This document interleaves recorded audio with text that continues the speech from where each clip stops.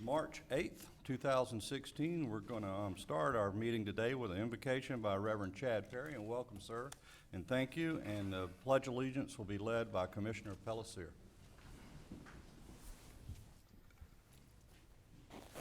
Let's pray together. Father God, we love you and we thank you for your love for us. And we are grateful, Lord, for the opportunity to live in this place called Putnam County. Lord, we thank you for how just amazing it is, every aspect of it, the people, the weather. We thank you for the opportunity to do business here, to raise a family here. And Father, we know that it takes wisdom to govern. And so, Lord, we humble ourselves in your presence today, and we ask for the wisdom that's required to make good decisions. Help us, Lord, to make those decisions that would bring glory and honor to you.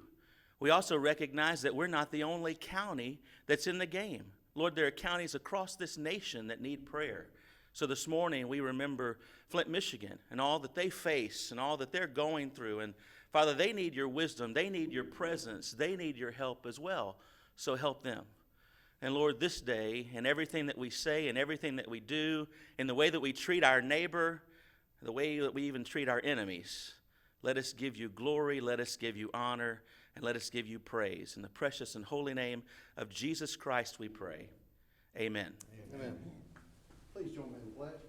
I pledge allegiance to the flag of the United States of America and to the republic for which it stands, one nation, under God, indivisible, with liberty and justice for all. Well, good morning, commissioners and constituents. Hope everybody had a great Florida spring weekend. It was very beautiful. You're right, Reverend Perry. What a beautiful state to live in this time of year. All right, we'll get going. Commissioners, you have the minutes from the last meeting in front of you, February 23rd. Move approval, Mr. Chairman. Okay. Second. Have a motion and a second. All in favor signify by saying aye. Aye. They carry. Commissioner Pellissier. All right, next on the agenda we have public comment. Who do we have up next? The first one. Rhonda Masters, you come forward. Good morning. And then we'll have Susan Koner after that. Good morning. Good morning, Commissioners. Thank you for allowing Ms. me. Masters, before you start, I need your address for the record for Tony. I'm sorry. I am Rhonda Masters, and I live at 567 Federal Point Road, East Palatka. And I thank you for the opportunity today to address you all. I am originally a native of St. Johns County, but I relocated about 10 years ago to Federal Point, and God willing, I'll live there the rest of my life in that beautiful place. But like many others, we all know that Putnam County is the poorest in Florida and one of the poorest in America. So I wanted to try and do something to make a difference. So about a year ago, I spoke with Commissioner Harvey about a crazy idea that I had. The idea was to try and reunite people with their lost money that's currently being held in trust in Florida. So I believe you all are aware of the Florida treasure hunt. Currently, the Chief Financial Officer, Jeff Atwater, holds unclaimed property accounts valued at more than $1 billion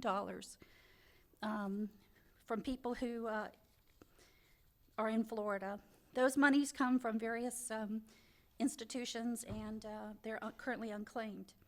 In researching further, I was told that it just wasn't possible for them to conduct any kind of a special program.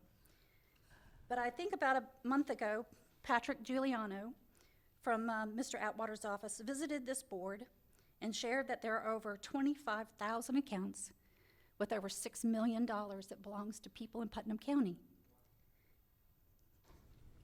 So after the meeting, Commissioner Harvey had lunch with Mr. Giuliano and asked that he listen to my idea. For the last month, I've been in communications with Mr. Giuliano, and I've obtained his support and his permission to conduct a series of meetings here in Putnam County. We're going to hold the first meeting in Mr. Harvey's district, which will be March the 29th, 10 a.m. to 2 p.m.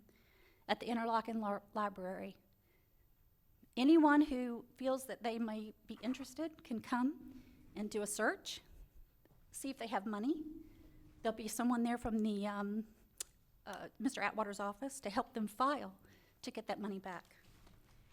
What I would like to do today is offer each of you the opportunity to do the same thing.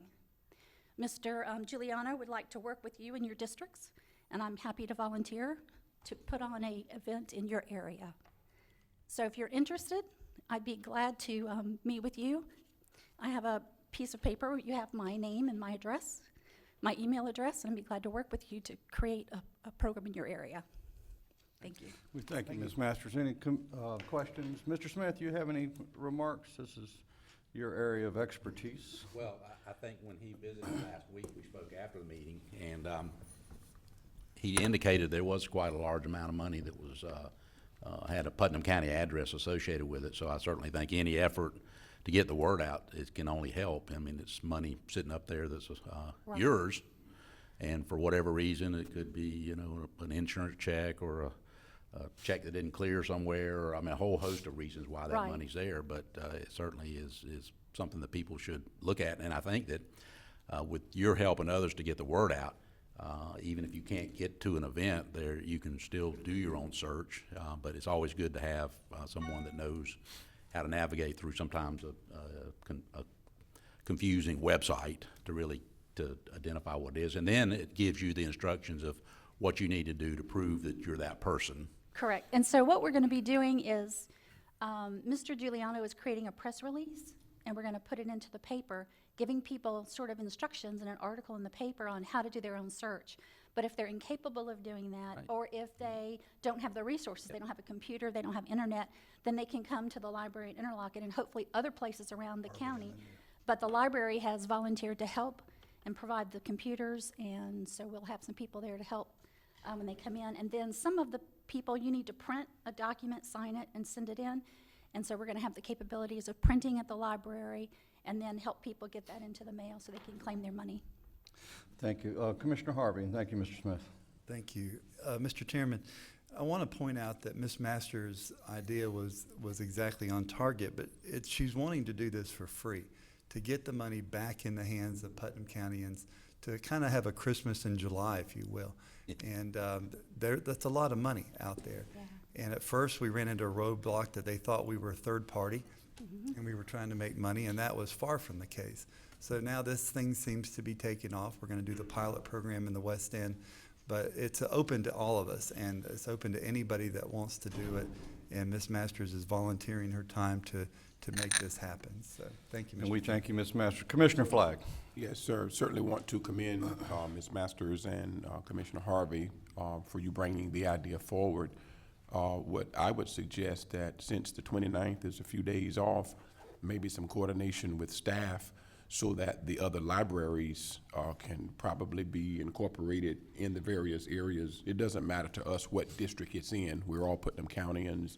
And so if our libraries are strategic locations, there it would be probably advisable to coordinate through the Director of Library Services and see, can you set up multiple dates if their schedule will allow for something on that order. And in that way you have a strategic place with dates already set. And just as our clerk said, it doesn't have to wait until that, because right now you want to stimulate Yes, sir. the thought processes and actually positively affect the economy. Yes, sir. And so thank you again for your insight and your vision on that. But that's what I would suggest, is that the library, our system, become engaged and maybe buy in the concept of what's going to happen, and then dates can already be set once you start the advertisement, just like the Putnam Read. Right. You know, we already knew exactly where they were going, when they were going. So thank you. Yes, sir. Thank you. Thank you. Thank you very much for Thank your you, Ms. time. Masters. Susan Conner. Good morning. Good morning. Ms. Conner, if you could give your name and address for the record, please, ma'am. Yes, sir. My name is Sue Kerner. I live at 110 John Street, Hawthorne, Florida. I've been living there for 27 years. And apparently nobody cares. Obviously, let's start with the roads. First of all, they decided to repaint the roads. They decided to get rid of all the passing sections. It's not a problem for them because they're not the ones driving to work breaking the law that day. They're not the ones that have 3 vehicles and pay registration insurance. blah, blah, blah, the DMV. I give the DMV all my money. I deserve to be able to drive down the street. I ask her talk to Angelo Spino. Why did you take away all the passing sections on Holden Park Road? On Gordon Chapel Road, and why'd you take all the passing sections on 20? You left a couple of them, but you took away most of them. Nobody knows. I've written letters, I've never gotten a response. It's been years now, and if they don't know what happened to the passing lanes by now, you guys don't, nobody knows. So I consider that total incompetence. Are you talking state roads or county Yeah, roads? which road are you talking about? If you would pull that microphone a little close 20, to you, Ms. 20, Carter. Interstate 20. There you go. Gordon Chapel Road. Roads I drive every day to go to work. 20. Interstate 20's a 20. state road, and they control the traffic patterns on that road. This is what you've been telling me. Everybody tells me, talk to somebody else, Well, talk to somebody. I that's- got to Angelo Spino, and that was the bottom line. And everybody told me he was the man. I've been dealing with him. I wrote him letters. I don't have a response. Nobody knows why we don't have passing sections anymore. Okay, that's number one. Number two, I've been listening to my neighbor's dogs bark for 5 years straight now. I haven't slept in 5 years. The police won't do anything. They say it's animal control. The police say, we don't play with dogs and cats. We got more important things to do than do our job. They drove 45 minutes out to my house. Lieutenant Scott Cernsey, drove 45 minutes to my house and 45 minutes back to tell me he doesn't have time. And he insulted me. He drove all that way to insult me and all the way back. They don't have time to do their job. They say, oh, animal control is the one in charge. Animal control won't do anything. They say, we're not going to sit out there and listen to the dogs bark and write them a citation, that the citation never gets paid. The courts don't back up. They're not going to do anything. I've been attacked by my neighbor's dogs at 117 Benjamin Drive 12 times. 12 times. Nobody will do anything. The cops say they won't do anything. They say it's animal control's job. Animal control won't do anything. They say it's the cops' job. I've been attacked 12 times in my own yard by the same people's house, 117 Benjamin. They can't shut their dogs up. They can't keep them in the yard. They can't keep them from attacking people. And according to everybody, it's not against the law to be attacked by the dogs. The police wouldn't take in a dog attack report. Animal control took a dog animal control report, told me I was going to go to the magistrate court, and I would have my day in court. I try to call the magistrate, talk to somebody at the magistrate. They won't even put me through to the magistrate. I don't think it exists. I did not ever get any paperwork from the magistrate telling me what's going on with my case between 117 Benjamin Drive and the dog attack. The 12th one was last May. Now what month is it? I'm still waiting. And what did they say, animal control? We're looking into it. That's the good phrase, we're looking into it phrase. Okay, now let's get down to, let's see, what else? The people on 117 Benjamin don't pay their property tax. They claim homestead. They've been renting it out for 5 years now. I told the county, I got all the names. I got all the names and all the people I've talked to. It's all here. I've talked to Putnam County, Supervisor Department Debbie Harrell. She knows about that they're claiming homestead taxes at this address, let alone they're renting it out. So they're cheating on their taxes, and they know about it. But when your name is Castles and you live at 117 Benjamin Drive, you can get away with anything. After I was attacked by the dogs, the man threatened me with the dogs. Come on over and meet my dogs. Threatened me with the dogs. Threatened to punch me in the face. And nothing comes out of any of this. I can't sleep. It's been 5 years. I don't get to sleep in my house. I broke my back for 20 years as a single mom, paid my mortgage to live in a home that I can't sleep in. These dogs don't pay a mortgage. All you people, I've talked to pretty much most of you most of them hang up, most of you don't even respond. Oh, don't forget the response I did get. Oh, well, let me leave here without that. That's a good one. Mrs. Conner, if you could, And, I need you to, like I said. Ms. nobody does Conner, I anything. need you to wrap it up a I got a letter little from bit. y'all. This is what they all sent me. This is the letter I got. If you really want to get some sleep, try these. So here I got this little printout, and I got earplugs. They mail me earplugs if I want to. Ms. Conner, if you could face the commissioners, that's where you're facing today. You're talking to us. Okay, well, I've already not the talked to all audience. you people, so I've tried to talk to all you people. I tried to get a meeting many times, and you just refuse. You just refuse. I call that total incompetence. Have a great day. Okay, thank you. Okay, next we have Faith Sparkman.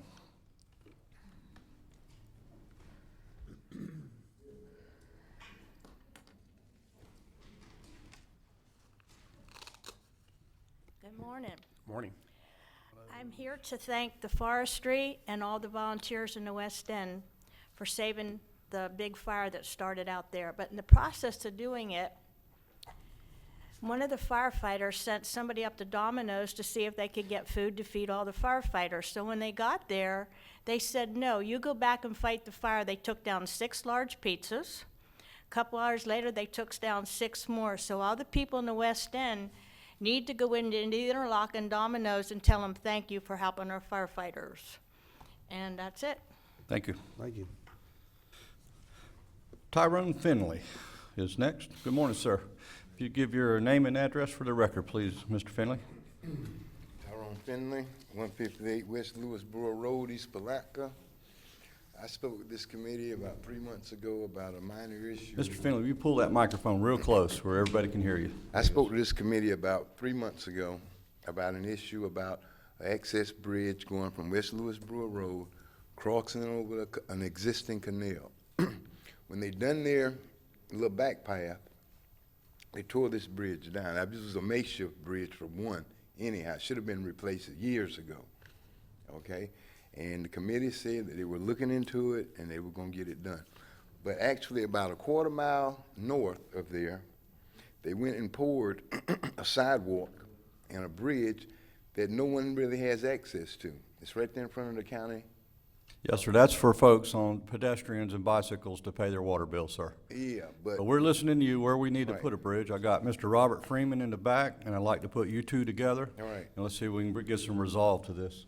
And Commissioner Flagg has We comments. actually have resolved that entire Lewisboro Road is going to come across that trail and tee into, so you'll be able to walk across, bike across, drive across.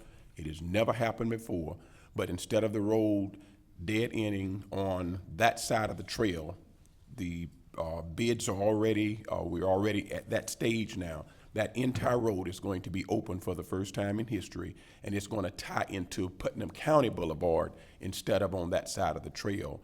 We apologize. We had additional permits that were required from the state in order to make that happen. We have gone through the process. Public Works is anxious to get that done. We're anxious for the benefit of all of the citizens out East River Road, out Putnam County Boulevard, coming and going off of 207, coming in. So I know you've been patient, and I apologize for you not getting the update there, but we're making sure that that is open at an unprecedented level. So Okay. stay tuned, and our public work leaders are here, and they should probably be able to give us all a due date on when we expect that to happen. Had a few little permits that were required on the front side, but we're excited about that because it's going to really make a difference in that entire area. Instead of going down and around, the cul-de-sac is going to end up on the Lewisboro side, but it's going to come straight into Putnam County. So you're going to have more than a walking bridge. All right. Yes, sir. Mr. Thank Finley, you. if you have any more questions too, Mr. Freeman's in the back of the room. If you raise your hand, Mr. Freeman, he can answer anything you got. Yeah, Mr. Nimitz is- Okay, Mr. Rick Haven.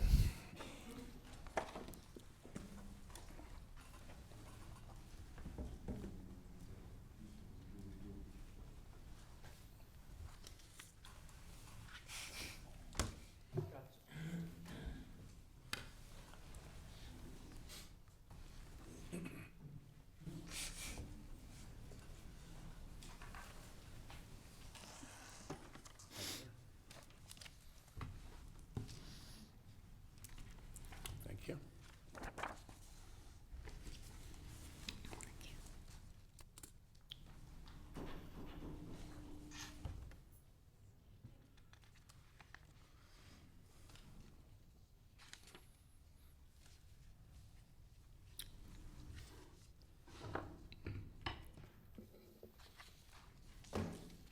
Anybody else? Handouts there.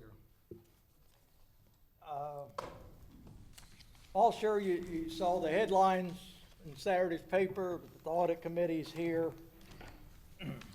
I mention that only because the Better Place, before I start, Rick Haven, 115 Delta Circle, Crescent City, Florida. Thank you, sir. All right, Tony. I mention that only because a good deal of getting the audit of Putnam County was based on some of the stuff the Better Place plan. At the last meeting on February 23rd, Ron Jones gave his annual report on the Better Place plan, following which I had several questions on the report. Either by design or ignorance, I did not get satisfactory answers from either Mr. Jones nor this board. I provided members of this board and other parties with a packet of information pertaining to the questions that I was asking. Page 1 is an excerpt from the Muni codes that regulate this board and what you may or may not do. In particular is sections 40-72 through 40-76 pertaining to the Better Place plan. In section 40-75, I have highlighted in red the provision, use of the proceeds of the surtax.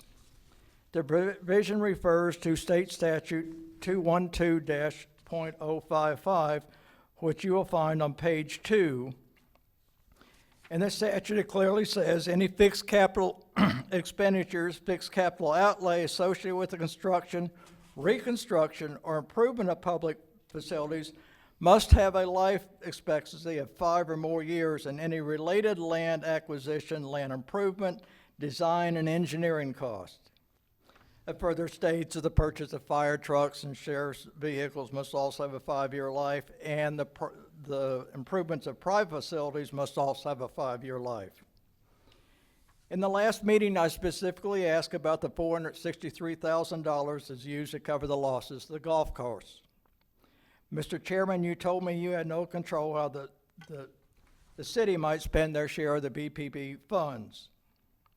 If I were to rob a bank and give each of you $1,000, what is now in your possession is still stolen money. The rules govern the proceeds from the surtax transfer with the funds. Page 3 shows the expenditures of BP funds over the last 3 years to cover losses at the golf course, and page 4 is the bid proposal for the sale of the Palatka Golf Course, all in violation of the 5-year rule. And page 5 of the 2015 annual report on the Better Place plan, you'll notice near the bottom of the list of expenditures in 2014, a figure of $700,000 spent for engineering on the Fort Gates Ferry. And yet you have recently approved another $300,000 to Taylor Engineering for the same job. Again, I believe a violation of that 5-year rule. Also in the 2015 report and the 2016 reports are land purchases. $79,096 for the Robbins property on page 5, and $80,137 for the Georgetown property on page 6. For what purpose? In 2009, this board purchased the 27-acre Babbitt property in Georgetown for the purpose of making it into a park. To date, nothing but no trespassing signs have been done. In 2010, this board purchased 1,300 acres of 9 Mile Swamp, again for a park. And to date, nothing has been done. The purchase of land for recreation may fit the criteria of the Better Place plan, but using as leverage for further debt does not. As a non-charter county, you're governed by the Florida State Legislature and the Florida State statutes, and the purchase of land without a timely effort to turn properties purchased with Better Place plan into recreation areas would surely be frowned on by them. On February 25th, 2015, at the end of Ron Jones' annual report on the Better Place Plan, he complained as an oversight committee, they were informed of projects only after they had been completed. Referring back to page 1, section 40-76, Oversight Committee, it states, the committee shall study the project list with the goal of advertising how to efficiently construct and complete such projects. But this board removed the ruling last April, page 7. I want to know if you had the permission of the Florida legislature deleting the wording. 2 weeks ago, Mr. Jones stated that the expenditures of 17% of the Better Place Plan funds were by municipalities, and he wanted a full accounting of all expenditures. Otherwise, his report was incomplete. Perhaps he too would agree that bailing out the golf course was not within the scope of the statutes. The debt of the Better Place Plan. Mr. Jones stated 2 weeks ago that the debt was retired in 2015 with the debt service fee of $1,582,000 listed on page 6, at which point I questioned that statement. Page 8 is the debt schedule in 2015 provided to me by your officers last year. The debt for the Better Place Plan at that time was $9,526,082 and could hardly have been retired with a single payment of $1.6 million. I specifically asked about the 20-year, $1.4 million loan approved by this board immediately following the April 7th election, as well as this. Several annuity bonds will come due in 2030, 2049, and 2054. Lastly, should the Florida Elections Commission overturn the April 7th vote on the Better Place Plan as fruit of the forbidden tree, what then? The voters were foolish enough to believe that voting yes would pave their roads. With news that has been used for other things besides dirt to pavement, it's unlikely the Better Place Plan would pass again. With all those facts in front of you, I quote Ricky Ricardo, you have some splaining to do. Okay, it's easy. 80% is used for roads and 20% for amenities to the community, Mr. Haven. If you would, please wrap it up. Thank you. I'm through. Okay, we'll see you. Okay, but what about the debt, and what about the If you would like more, you can't expect this board to answer something this involved in a 3-minute public comment thing, and you know that. So anyhow, if you like a more detailed, please you get have with our my budget phone number officers. and you have my email address, and I've asked you before to get back to me with answers. Nobody has ever in 5 years ever gotten back to me with my answers. Commissioner Fly. I think we made some points in our previous setting. You keep bringing up the Palatka Municipal Golf Course. This county has 0% dollars involved in the Palatka Municipal Golf Course. Just because the money comes to Putnam County does not have a jurisdiction and authority. We act as the conduit for the money that has been allocated percentage-wise to these municipalities. Their ordinances that regulate municipalities are the governing instruments that are used for them to make sure that the dollars spent meet audit requirements. So again, while you may see all the money coming from state government, many of the grants that come through state government have pre-assigned allocations where they go. Once the county receive the funds and distribute as the formula says it is to be allocated, we don't micromanage municipal government. Unfortunately, people think that the county has authority over the city and that the state dictates to the No, I'm not county. asking that the county have, Okay, but you keep bringing up the same subject about the golf course. You need to go to City Hall, 201 North 2nd Street, Mr. Haven. the funds for Better Place Plan and the rules that govern the distribution of those funds travel with the money. You are not understanding. I am trying to make it clear. when the money comes through Putnam County to be redistributed to those governments, their regulations apply, not ours. We are acting as a fiscal agent because that's the way state government set it up. We do not maintain authority over them. Okay. Thank you. Mr. Chairman, While we're at it, with these pictures right here, I think you sent those to the state, and you got an answer back on that, too. No, I What was haven't. that No, answer? there's been no resolution on the matter. There is resolution Mr. on it, Chair- and you know it. You Mr. continue to Chairman. slander, and that's okay. let me correct Yes, one thing. Mr. Leary. The sales tax does not flow through Putnam County government. It goes DOR. directly from the state of Florida to those municipalities. It does not flow through Putnam County government at all.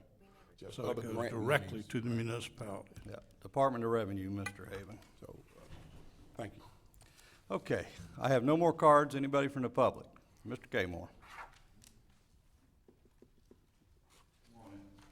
Morning. Leroy Camo, 117 Gladys Avenue, East Palaca, Florida. I'm gonna get on another subject this morning. I know we're living in bad times, so we got police at the door. Good. Where you messed up, when you locked that door, this is a public building. All these people in here, if anything happened, fire or anything, you are in violation by locking that door. If you came out to the church I pastor, and I got all the doors locked but one, and everybody break for that door, they got a stampede. Y'all need to unlock that door. Mr. Kmore, the law enforcement instructed me that was an exit door. This was gonna be an entrance door. They're It's both still a exit doors. violation, They're Mr. both Walt. exit doors. They're not entrance doors. It's unlocked. He according told me it was locked. To come To in. come in. to come in, Okay, only for coming in. I apologize, but he told me it was locked. I'm sorry, in. it was unclear. Only to come in. And I took the law's word. Thank you. Yes, sir. Okay, anybody else from the public?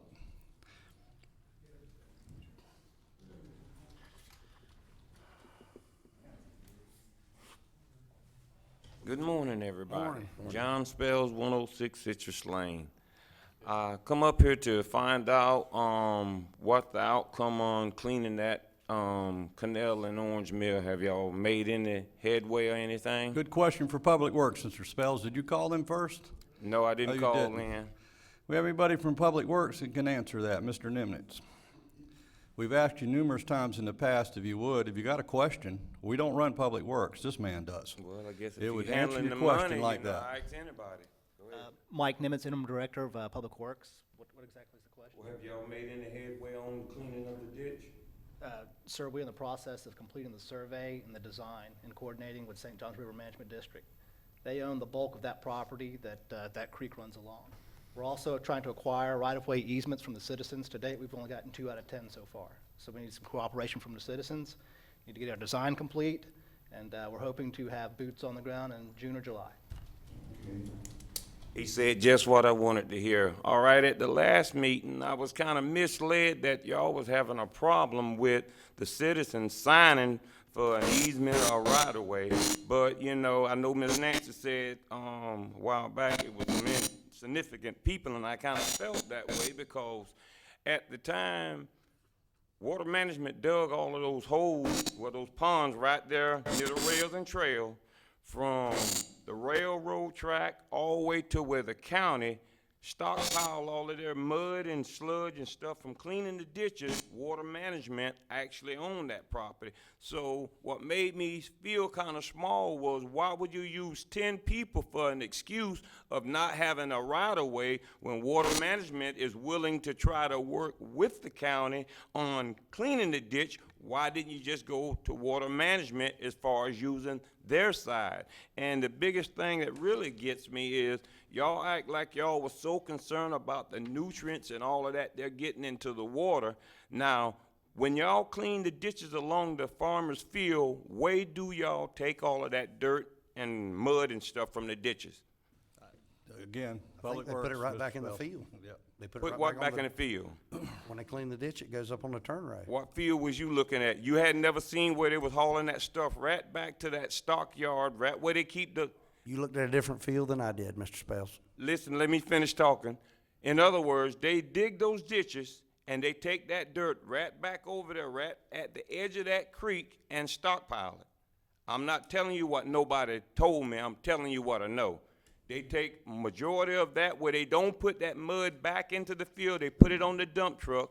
They leave the bed up to drain some of the water out. They leave right off of the, from the fields, carry it over there and dump it. But the excuse of saying y'all was worrying about the nutrients and all of that kind of stuff, you know, that was just blowing smoke, because I know for years that they've been stockpiling all that mud and sludge from those ditches right there. And you know, the thing that really gets me, there's not a retention pond to contain all the nutrients from that water. So in other words, it runs right into the creek. So to tell the people that you're worrying about the sediments and all of that, that you're just blowing smoke. Thank you. Have a good day. Okay, anybody else, public comment? Ms. Garcia wanted to speak. What's that? Oh, yep. Mrs. Garcia, good morning. Thank you for the opportunity to address you today. We wanted to come to you today because the Surgeon General has selected Please, quiet in 80 the room, please. communities across the state of Florida. They recognize that Florida municipalities and government are very important in the health of our citizens. And this year, 80 communities were recognized, and I'm happy to report that Putnam County was recognized as a Healthy Weight Community Champion for 2016 by the Surgeon General. 5 communities, along with Putnam County, were recognized in Putnam County. That's quite an accomplishment. Wanted to read a little bit about what we submitted for this year. And the recognition, Vanna my White. assistant, Tess and I put the application together. So this year we wanted to highlight the Bartram Trail Project and the Bartram meeting that was held this year. Today, the Bartram Trail in Putnam County has 55 miles of Bartram waterway routes, 150 miles of biking routes, 17.5 miles of trails, and 5 miles in 5 driving routes. Each Bartram site was designated by William or John Bartram, and there are images at each of the sites. Wanted to let you know that this project was such a success that the worldwide biannual Bartram Trail Conference, was held in Putnam County. There were 170 individuals that attended all across the country and from outside of the country as well. And wanted to let you know that also the Florida Office of Greenways and Trails has selected the Bartram Trail in Putnam County to be designated as a national recreation trail. So this is an incredible recognition for Putnam County.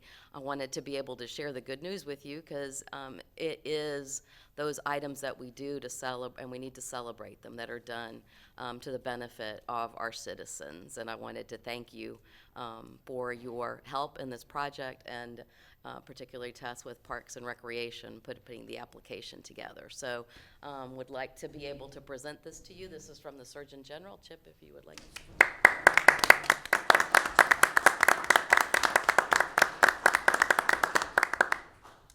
Thank you. Congratulations. It's truly remarkable, this trail group we have in Putnam County. We have basically walking and bike trails and blueway trails, which has got us this status. And I look forward, it's not finished. We're going to keep climbing with this, and it's going to get us out of that negative stat that we're experiencing. Thank you. All right. Thank I'll you, just Tess. answer one more thing to that.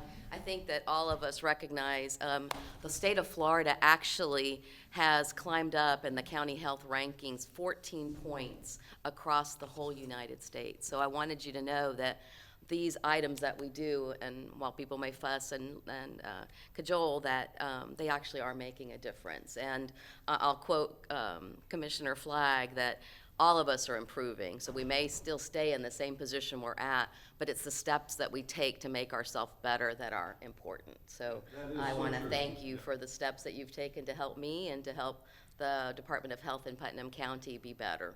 Does that get us off the Robert Wood Foundation? That'll come out in a couple weeks, and I will be in touch with you.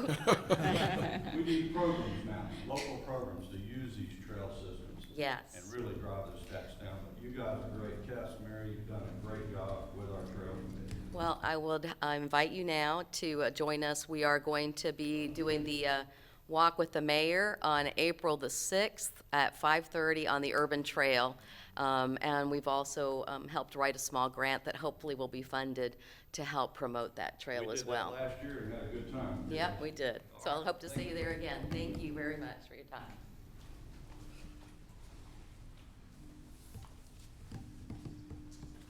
Come on, guys, that deserves a round of applause if there ever was one. The county, we want off that list. Okay, anybody else from public comment? Robert Bly. Good morning. Robert Bly, 116 Sand Lake Drive, Pomona Park, Florida.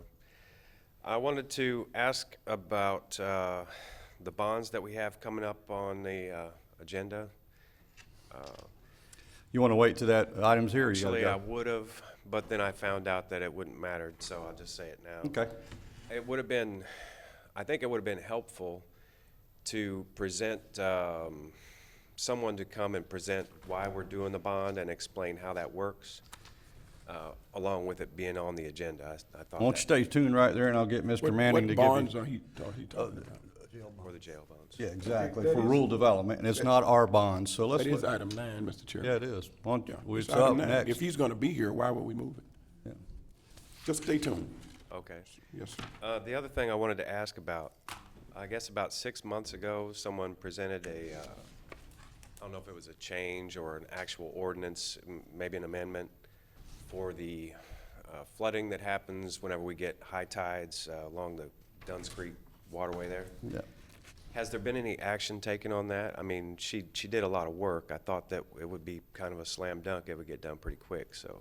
Yeah, there's been, it's one property you're talking about, and the seawall was built very low, no fault of the counties. The other ones you hear no complaints out of, and the communication, there was a mechanism put in years ago that when we do get those unusual high tides with a northeasterly full moon or whatever it might be,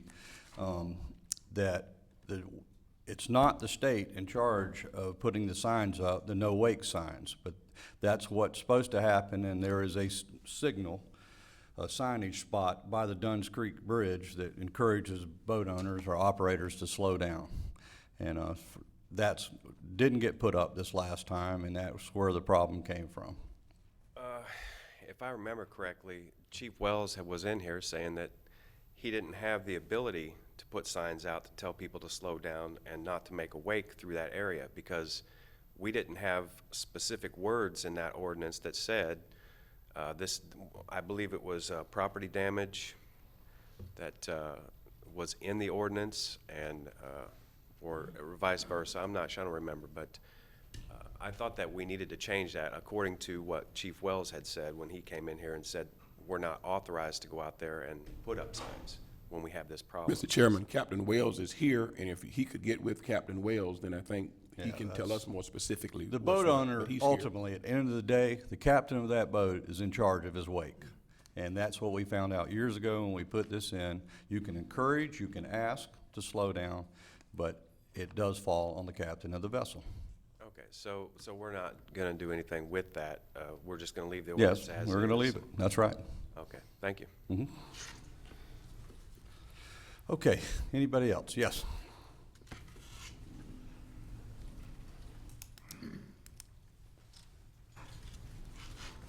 If I'd known this was coming up, I would have brought pictures.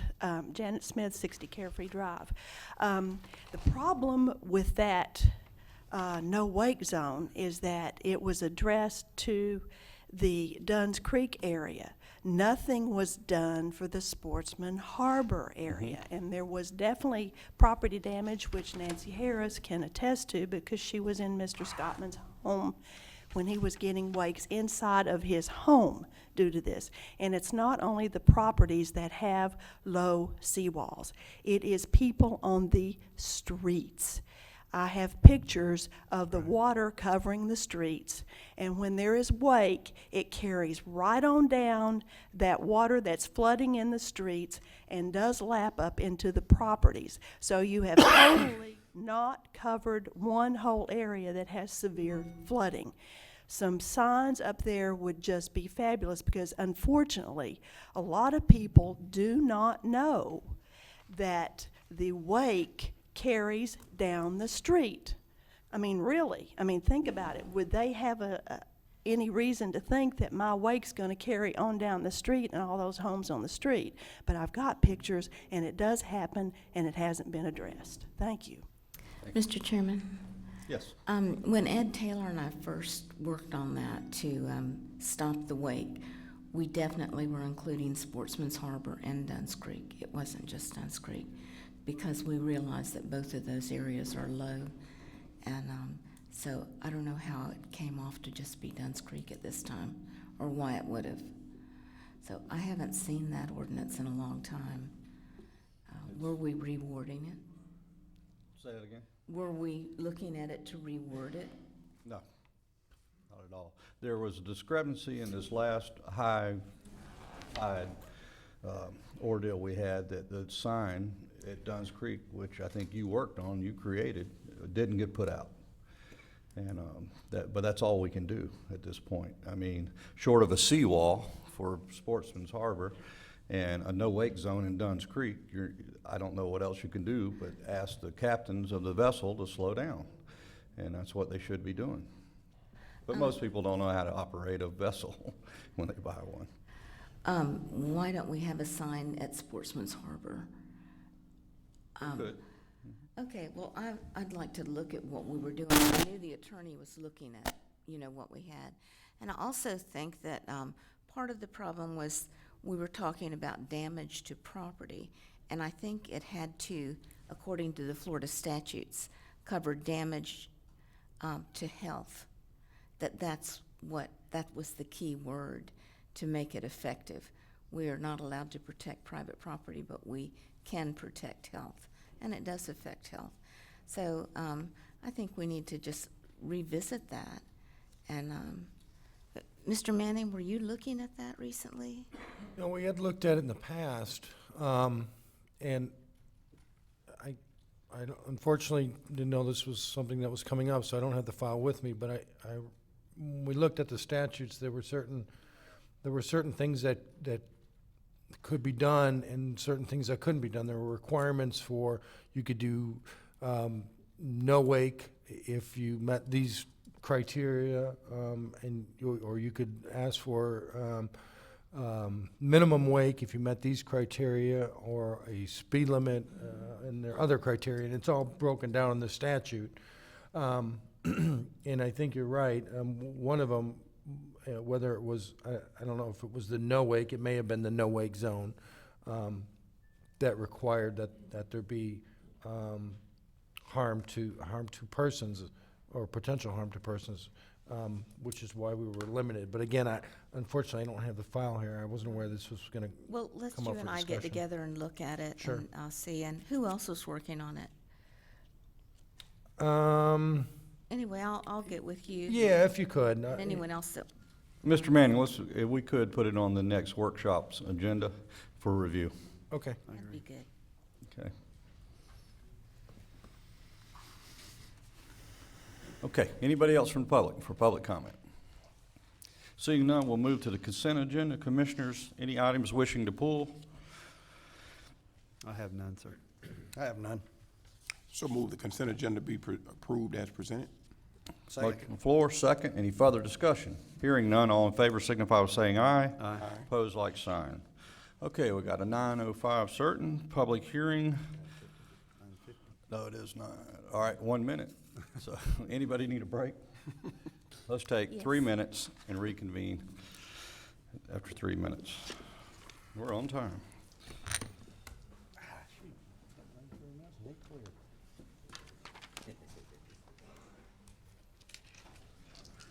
March 8th, 2016, and we are on item for the public hearing for the proposed ordinance extending the moratorium of the collection of impact fees.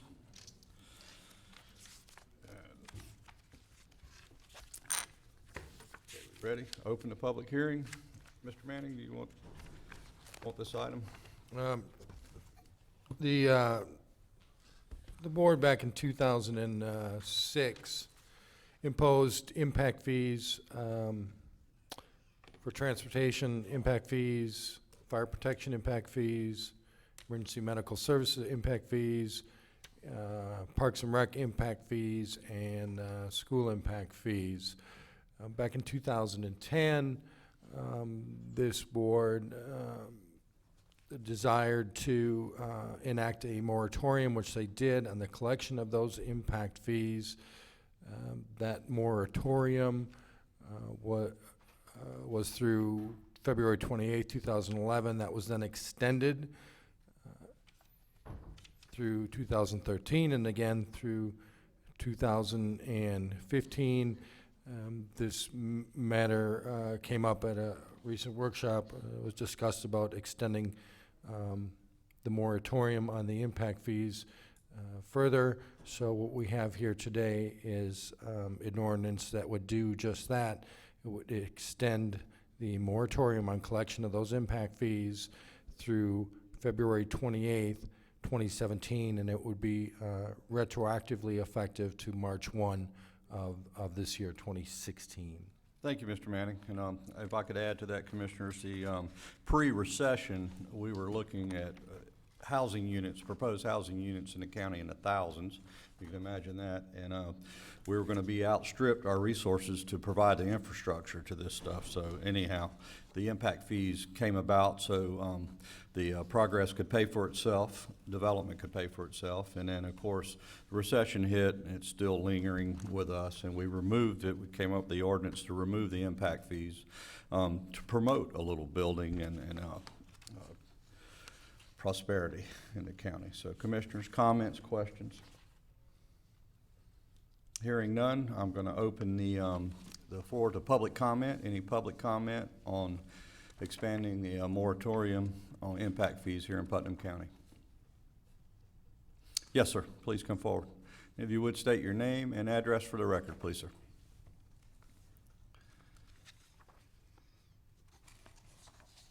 Mitch Weller. I live at 219 Crestview Drive here in Palatka. I also have 8 acres down in Pomona Park on Porpoise Road, which I purchased originally to build down there. And then due to various ordinances and so forth, you wouldn't let me do what I wanted to do. So I found it was more efficient to actually buy here locally than it was to go ahead and build. I've had that property on the market ever since and have been unable to sell it. Fortunately, the good news is there are a few people looking, but they're not buying at this point.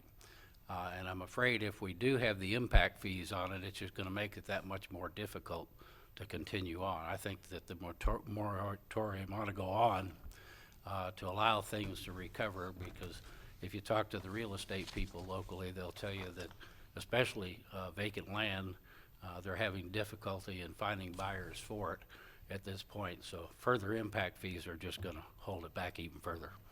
So I would be in favor of continuing on until 2017 and let things recover. Okay, Mr. Weller, thank you for your comments this morning. Thank you for being with us. Anybody else? Okay, hearing none. Commissioners, I'll go to deliberation. Mr. Chairman, I have a comment I'd like. Okay, the floor is yours. You just mentioned promote building and prosperity, and that's why we're not having impact fees.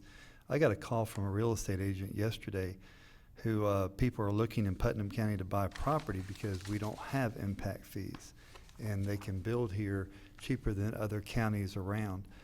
I would like for us to take a bolder step and send a message out and extend these moratoriums through on just 1 year, but maybe 2-3 years, and show the community that we're really serious about bringing people and jobs and promoting building and prosperity back in Putnam County. So I'd like to see that extended even further than 2017. Thank you, Mr. Chairman. Okay. Any comments? Any other comments? Commissioner Harris. I think it's good for us to extend the moratorium. And I think when we talked about it at the workshop, we wanted to see what the economy was doing. We do need to provide infrastructure for progress, and we really need the new growth to pay its own way. And I just hate for us to just plan out the next 3 years or 2 years. We can look at it in a year and then extend it again if we want to. But I'd like to see what we're doing and how things are progressing so that we have some protection in case we find that we need to bank some money for infrastructure and do like surrounding counties are doing. They seem to have progressed anyway, and we're still here. But so I think it's good to have the moratorium, but I really don't want to do it. I'd like to have a point where we check and say, hey, how are we doing? What's the economy doing, and how much growth have we had? And that's the situation we were in when we brought it about and took it out. So it worked. Mr. Chairman, I likewise support the moratorium. We understand the method to the madness and the reasoning behind the necessity of it, and I also agree that an annual review is a check and balance for all. It'll give us an opportunity to have a current an assessment and a current analysis of what is being projected for that following year. So based upon that, I so move that the ordinance continue the moratorium through February 28th, 2017 be adopted. Second. A motion and second. Any further discussion on the subject? Hearing none, all in favor signify by saying aye. Aye. Opposed, like sign. Okay, it carries. Thank you, commissioners. All right. We got 10 o'clock. We're good on that, so we'll go into planning and development. The sound ordinance. We have one speaker. Mr. Charles Douglas is with us today. If you'll hang tight, we'll bring you up at the appropriate time. Thank you. Good morning. Good morning, Mr. Sammons. How are you today? Pretty good. How are you? In advance, I want to thank you for the long, long hours you and staff have put into this sound ordinance. As I've crammed through it the weekend, I was like, wow, it's very technical, and it takes almost an engineer to even understand what we're doing here, but thank you. Sure, thanks. As you know, and a lot of the people who are interested in the noise ordinance know, we've been discussing this since last July. We went through several workshops talking about a variety of different things. 3 main things were decided on through those meetings. One is that we would deal with amplified sound only. The second is that we would deal with noise at nighttime. And the third and last one that we did was we would not use plainly audible, we would use decibels. And if I can get my thing, there we go. This basically states that staff had initially decided they wanted to use, we wanted to use plainly audible. After much discussion, the board wanted to go with decibels, and a lot of the people that came to the meetings did too, so we went with that. This first section, 18198, basically deals with ANSI standards. I have since looked at that, and I've met with the mayor of Pomona Park, John, and I don't remember his last name, but ANSI standards are very hard to get to. You have to buy books. You can't find them online. You can buy them. You can buy the books, but there's books in every year, and that stuff. We've really defined all the technical standards in the ordinance anyways, so we really don't need to address ANSI standards. So I would suggest that the board look at taking any reference to ANSI standards out of the ordinance. Okay, Mayor Burquest, commissioners, did y'all receive a letter from him? I did not. Nobody did. I did. You did? I thought I gave it to everybody. John agrees with him on these ANSI standards, and they really, they won't help us and the person out in the field. That's what I came to the conclusion of. They could be tossed and simplify this ordinance and make it more effective. I don't know what else to add. If you have He questions for gave you some John. alternative definitions, which are really fairly similar to what we have in the ordinance, so whatever you prefer there. Cindy here, I think I also sent you an email from her. She was gonna be working down at Pomona Park today, and I think her main issue was she wanted the ordinance to be extended to daytime as well as nighttime. Yep, keep going. Here's a table showing activity noise levels. It's interesting to the point that when we're talking about decibels, if you look at the basic conversation of two people talking, it's at 65 decibels. 50 decibels is quiet outdoor ambient. And we use kind of that general range to come up with our decibels that are in the ordinance. I'm not gonna read these definitions, but the most important definition that we've got in here is equivalent sound pressure level, or LEQ. One of the issues that we had when we were talking about it on staff-wise is the court's like 60 minutes time period if it goes to court for the time that you take sound levels. It doesn't have to be 60 minutes. 60 minutes is a long time to tie up an officer out there, and it's also a long time for people to have to listen to the noise. We would think that 15 minutes would be adequate to get the levels that we need to go to court, and it would not tie up the officers as long. And so we would suggest that that probably be changed to 15 minutes. And then sound level meters got the ANSI standards on there, which I've got italicized, and I would recommend that that part be taken out. Measurement with the sound, the ordinance has a section that shows how to measure with the sound level meter, and it goes through all the steps that you need to take. And once again, it's got 60 minutes on the second from the last slide for duration, and we would recommend that that be consistent with what we just said and be 15 minutes also. The noise level table that's in the ordinance right now deals with noise sensitive areas with noise all the time, and with residential from 10 o'clock p.m. to 7 o'clock a.m. Decibels, DBA is 55, which is basically ambient residential noise at night, and 60 decibels, the C scale, which deals with the lower range of sound.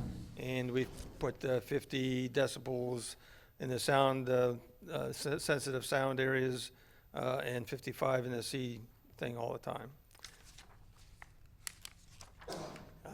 Sound meters, Stacy, Manning and I talked about what we would need for having a sound level meter that would be functioning for if we have to go to court and that kind of stuff.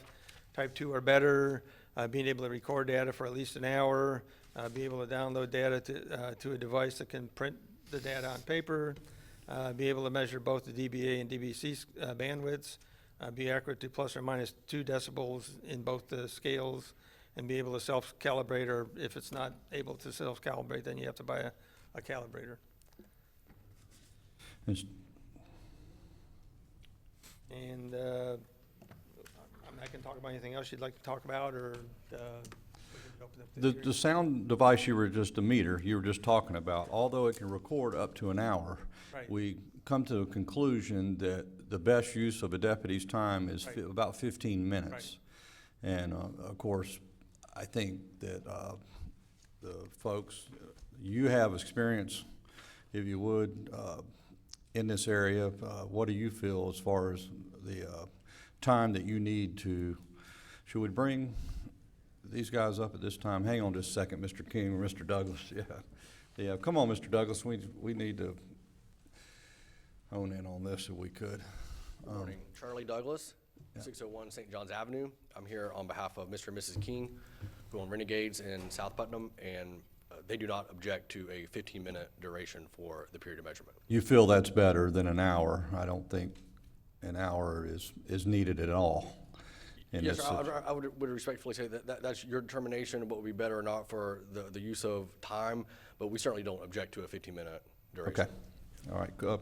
Commissioners, any questions? I have one. Yes, if you would. Okay. John, you talked about ANSI, and just for the audience, it's American National Standards Institute. And if we removed it, well, it's mentioned here and there throughout our proposed ordinance today. Correct. And one sentence says, all technical, acoustical terminology and standards used in this article that are not defined in section 18-199 shall read or be construed in conformance with the American National Standards Institute. So we just need to change that whole paragraph if we're going to remove it. What we would do is we would take that section totally out and just make it reserved in case we change the amend the ordinance at some person. Because we've defined all the noise terms in the ordinance already, so we don't need to even have that section. So Okay. instead of taking. That's on page 45. And it's mentioned again here and there, so if we decide today to remove that, then it just needs to be removed everywhere. Yes. Okay. If I might, in removing that references to ANSI, in section 18201, sub B, which is on page 47 of our agenda, references calibration of the instruments conforming with ANSI standards. Is there another standard for calibration? I mean, how are we There's going not, to cover all that? the meters meet ANSI standards. Any of them that I've looked at that you want to try and buy, unless you're buying a $15 thing that you just want to play with. Anything that's a type 2 standard they all meet the ANSI standards. So Well, if, the concern is calibrations in the future, you know, as the machines get used, get bounced around. I'm sure there's manufacturers' recommendations for calibrations, so we might want to, I'm thinking, change this B to reference calibration of all instruments, components, and attachments shall conform to manufacturer's recommended requirement or calibrations and Yeah, that would be good. conform to the manufacturer's recommendations, I guess would be the, Right. with period. That would be good. okay, so under the definitions, you're taking both ANSI out, or is ANSI definitions just to describe what the acronyms mean? Is that going to stay? I mean, it still exists, it's just a matter of not being able to get it. How are you gonna deal with that? I think that would come out of the definition section. Okay, Right. and then, sound level meter, you've already, so pretty much what we approved today will take ANSI, reference to ANSI and ANSI out of the entire document, is that what you're saying? Yes. As far as calibration. Where it's, well, anywhere in here, for instance, under sound level meter where it's defined, it would just end after used to measure sound pressure levels, So period. any and all references to ANSI is technically removed in what we will hopefully adopt. Correct. Yes, Commissioner Harris. I had another question. It talks about the penalty, and it refers to, as described in section 125.69. What is the penalty for violating this ordinance? That was the language that Russ suggested. He's out there now. But it's basically the state law there. It's almost like writing a citation, I think. Right. I'm sorry, I couldn't hear you. If you'll speak into the mic, or Charlie, It's the thank you. standard penalty for the violation of an ordinance. Florida statute that was referenced. Where is our extra mic? Hang on, Mr. Douglas. Is it up there on the camera? Oh, here we go. Mr. Douglas, just hold this mic. You're going to be very much in this conversation, I'm sure. There we go. Thank you. That All right. is amplified sound. for the Yes, record. Mr. Douglas, repeat your last statement from Ms. Harris and all of us. Yes, the Florida statute that's referenced is for the standard violation of a municipal ordinance. Right. So I believe, without printing out the statute, I can pull it up real quick, but I believe it's a misdemeanor is the violation. I think Well, it's isn't- $250 for first violation and $500 for a second. Okay, you that's know- what I want to know, the dollar amount. I guess you get a misdemeanor you can actually go to jail for, right? Yes, ma'am. Florida Statute 125.69 subsection 1, violations of county ordinances shall be prosecuted in the same manner as misdemeanors are prosecuted. So a fine not to exceed $500 or by imprisonment in the county jail not to exceed 60 days, or both. Okay, I just want to be sure it had teeth in it, and it does.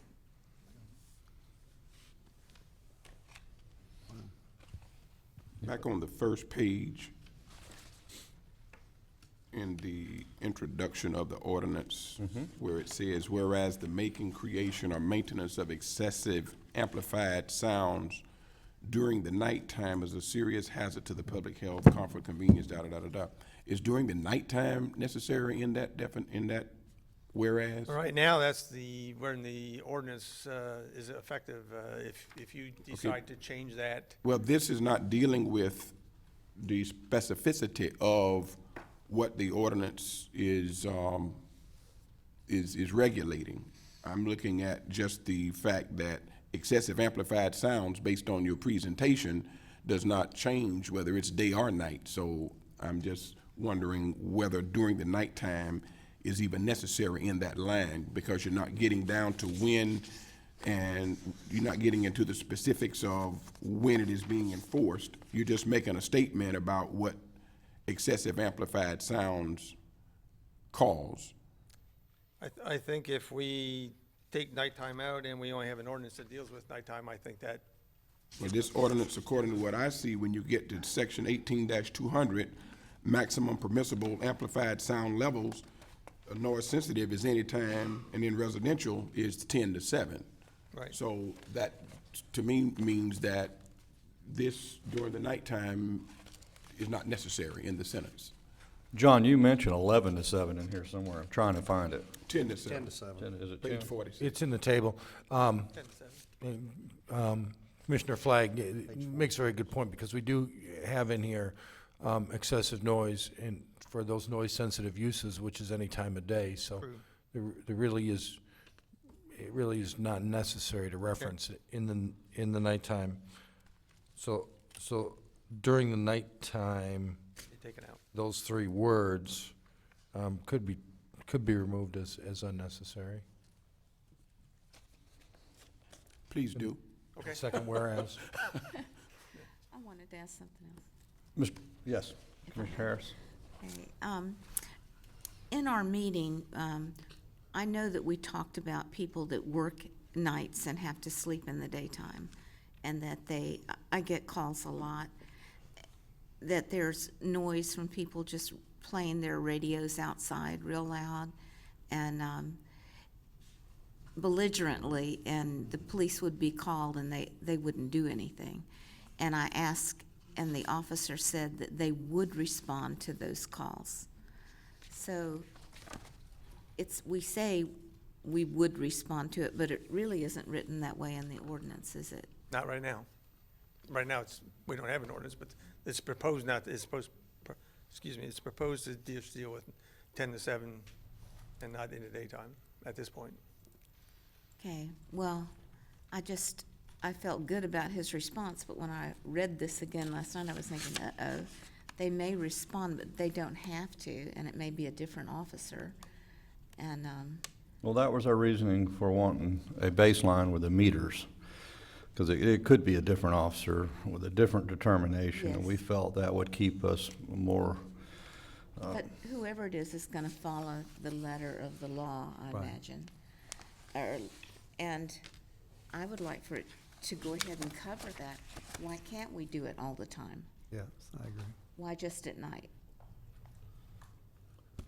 I don't know. We don't You get can many if you calls in want. the It's just daytime. that's not the way we went in the workshops, but if you wanted to change the deal in daytime too, it would be real simple to change the chart and take away any defined daytime, and I mean, it'd be fairly simple to change if you want to change it. Everyone's sleeping habits is going to be uniquely different based upon their work or based upon their retirement plan. But at the end of the day, if noise is offensive and a person is not just, trying to settle some kind of vendetta, then we certainly need to address noise around the clock, is the way I feel. I do too. Commissioner Harvey. Yeah, thank you, Mr. Chairman, and I agree. Mr. Simmons, I got some questions for you. Okay. On page 45, under amplified sound, would you explain what, or any other what is mechanical sound? Would you explain that as it pertains to this ordinance? I could jump in and probably help you. The thought being a bullhorn, for example, will be an amplifying device that's non-electronic. We wanted to make sure we covered things such as that. So if you had a bullhorn and you're yelling into it, that's going to amplify the sound. And It wouldn't be a construction site. It wouldn't be a business operating a print shop. It wouldn't be No. something to those. Oh, it would be the rodeo next door during the daytime. No, a device used to amplify the sound, but not in an electronic form. Well, okay. But it says, or any other mechanical or electronic device. So you're saying it has to be amplified. Artificially enhanced or increased in volume, yes. All right. Go down to continuous amplified sound. We need to make sure that 60-minute is down to 15. Correct. The nighttime, I did have issues with that. I was very encouraged in our workshops that we talked about a 24-hour period because people did sleep, and that was an issue for that. Page 46, property line. You establish it out to the normal high water elevation of the water body. Out in the estates, a lot of water bodies, property lines go out to the center of the lake. And some of them don't, that live on the canals, but most of them do out there. I think you should just follow the property line. I don't think you should follow the water ebb and flow, if you will.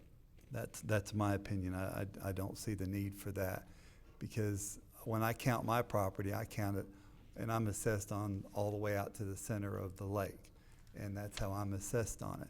It doesn't matter whether the water's up or down to me. And but now my neighbors around the lake that live on the canal is to the high water mark. I'll go with that. Yeah, but- lots of lakes. The bigger lakes don't go to the center. I don't know where you live, but Right. They stop at the ordinary high water mark. That's why we did that. I don't know if we want to put something in there saying if it's smaller, or if it's a lake where the properties go to the center, or however they Yeah, do just, it. because it's my property, I want it to go out to the center of the lake, and I want to count that, and I'm being assessed on that. The noise-sensitive use, is there a way we could add churches in there or house of worships? I think you're getting into constitutional issues when you start doing that, because you're looking at the content at that point, and you're treating religious speech differently, and Not that's where we got into trouble constitutionally. Well, I think those places are sensitive areas, just like our nursing homes, hospitals, schools, courts of law. I'm not disagreeing. I But don't see why we Supreme Court disagrees. Or they in this regard. Here's the thing. We're not going to sit here, and we shouldn't pass an ordinance based on what if could happen. Well, the courts won't enforce it if we do this. We're the ones that make these decisions. Well, you certainly can pass it if We're that's the ones will of that the do that. board. And down the bottom, I'm fixing to wrap it up, Mr. Chairman. Down the bottom, page 46, the 24-hour period is what this commissioner would like to see. And thank you also for Commissioner Harris's question about what is the penalty, because I think the penalty needs to be written in the ordinance, what the penalty actually is. So, thank you, Mr. Chairman. That's all the questions I have. Anybody else, sir? John? Mr. Chairman. Yes, go ahead, Commissioner Flack. If the business is complaining about residential noise, is that covered? If it's If you have a amplified commercial sound. establishment and the noise is coming from the residential, and they have a complaint. Yeah. He If it's- flip-flopped it on you. If it's amplified sound and it's affecting the business, then it would it would go that way? No, it wouldn't. It would? No. Okay. I guess This it is won't. only for residential, the way it's written. Okay. So, I'm wrong. It doesn't go that way at this point. So the whole amplified sound is only for residential. I've read that in here, but if you've got commercial zoning next to residential, which is what we have right here today with one of the entities here, how is that gonna be treated? It's the type of property use where the offending sound is being,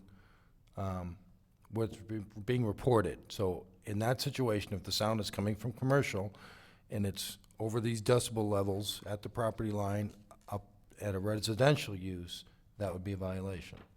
Okay, that sounded a little unclear in the beginning, but. Do that one So, more but the other way, It wouldn't. it's not, yeah. It's not. If the sound was coming from a residential home and it was a commercial use that was being offended by the level of sound, that would not be a violation. So you're saying that the residents around Mr. King's property can play sound back at him, and we can't do anything about it? And, Yes. At a Why would we? That doesn't seem right. Why do we No. go there? yeah, can you begin to explain that Is there to us? any constitutionality in that? No. Number n- 5. Not that's been established. Okay.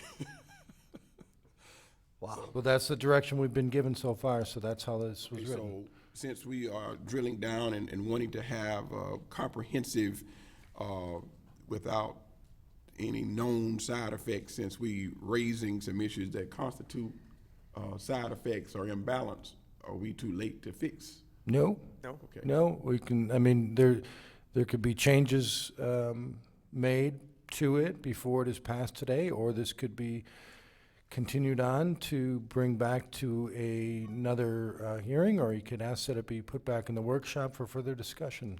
It I would be don't, your certainly don't choice. want us to appear to be procrastinating or backpedaling, but I certainly want us to have a holistic, fair, and impartial approach where the pendulum does swing both ways in order to accommodate peace and harmony in all of our neighborhoods, whether they be residential, commercial, you know, and I know at some point in time, we are not going to be able to regulate what people do. That's why we have to have these rules, because it's not automatically gonna be a voluntary compliance situation.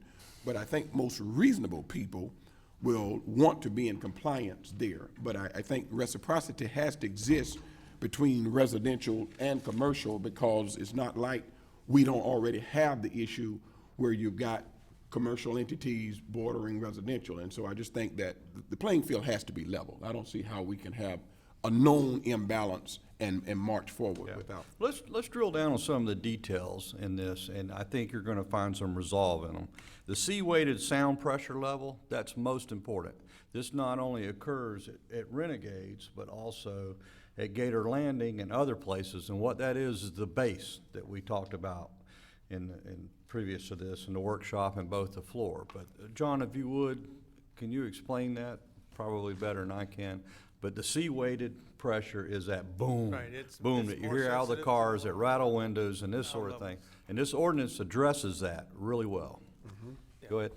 The C scale measures the lower level, lower sound levels, and the A scale is more like our normal hearing type stuff. So it does affect, it does catch the low levels. Well, basically, we're gonna measure it with our meters Right. for that specific C. You know, if it's gonna be preset, that if it's exceeding this, that, you know, you can't do it. It's a violation, which I think is the most important thing in this whole ordinance. I really do. Well, Is- we're using C and A, right? I- In our measuring, I read that Oh, yeah, somewhere. it Okay. very much details it and what the levels will be. Yep. What are some of the other things, in your opinion, that, the type sound meter? Yeah, you have that to we get the came right up- sound meter, and Brian and I have been looking through different ones. Robert Blaze given us a couple suggestions on some, without actually looking at them and seeing how durable they are. There are several in the $100 to $300 range. We don't know how good they are. There's other ones that are We were talking yesterday to a guy, and they're $600 for the thing, and another $400 or $500 for a calibration thing, but it'll calibrate all the different noise meters that we get, and it does all the stuff that we want it to do. So there's a wide range. I mean, you can even pay $3,000 for them, but we don't anything like that. But But in your opinion, and that we have in here, we've come up with one at about $100 that does everything that we need Right. for this ordinance, and it doesn't break the bank, and easy to calibrate. Brian, if you would. You surprised me when you went from that 100 to 600. Now, to get a machine that will do what we need it to do, I'm estimating around $1,100 for the machine. This is a machine that will record over time, will maintain its recording, something we can download and actually have in a physical form that we can present as evidence if need be. Okay, now what? It's not just a one having to sit there and note down all these different. Have we had a conversation with the SO on this type of machine that? We have not. Okay, so they have to be agreeable to this whole concept or this type of machine, because it also, they're the person on the front line that's going to respond to this. Agreed, and it's got to. After hours, It's got to anyway. meet the requirements to actually sustain a case. It's got to be admissible. Yes, Commissioner Pelser. Council, this might be more your area. To me, noise is noise. It doesn't matter who's generating it. If it's louder than these permissible levels, they're at fault. Are you saying that this ordinance currently will only affect the business owner who is trying to amplify, who's amplifying their sound? If the neighbors per No. se? No. It's not where the sound is coming from, it's where the sound is being received. And where it's being found to be disturbing is limited to residential the way it's written. So it could be coming from a commercial entity, it could be coming from a residential neighbor. Either one could be the offending party, as long as it is a residential area where it is being received over their allowable levels. Doesn't matter who's projecting it? Correct. Thank you. Anybody else? Okay, let's open this up to the public real quick, if you guys will stand by. Anybody from the public wishing to speak? Mr. Douglas gave his presentation yet. Yes, let's, if the public, Robert, take a seat there, if you would. Mr. Douglas, Commissioner Flagg is right. Thank you.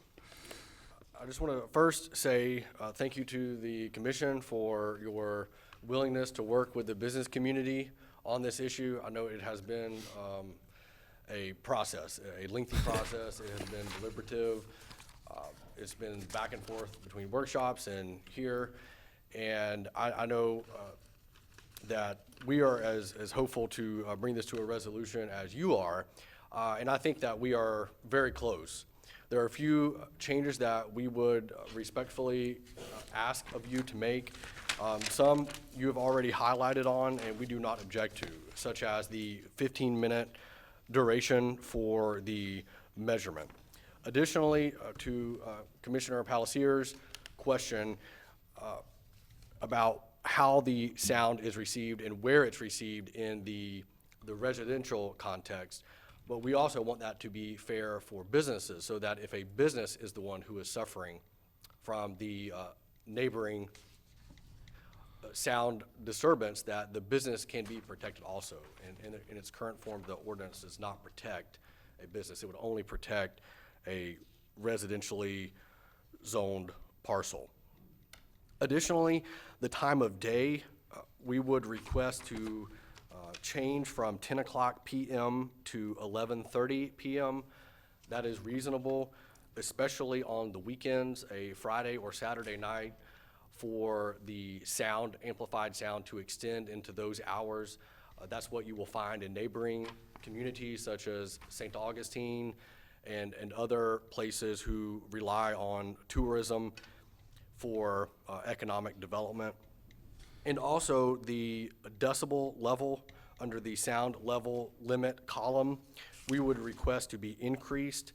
And earlier during the staff's presentation, staff mentioned that there was no real way to land on that 55/60 decibel level that it was a range and the staff picked within that range.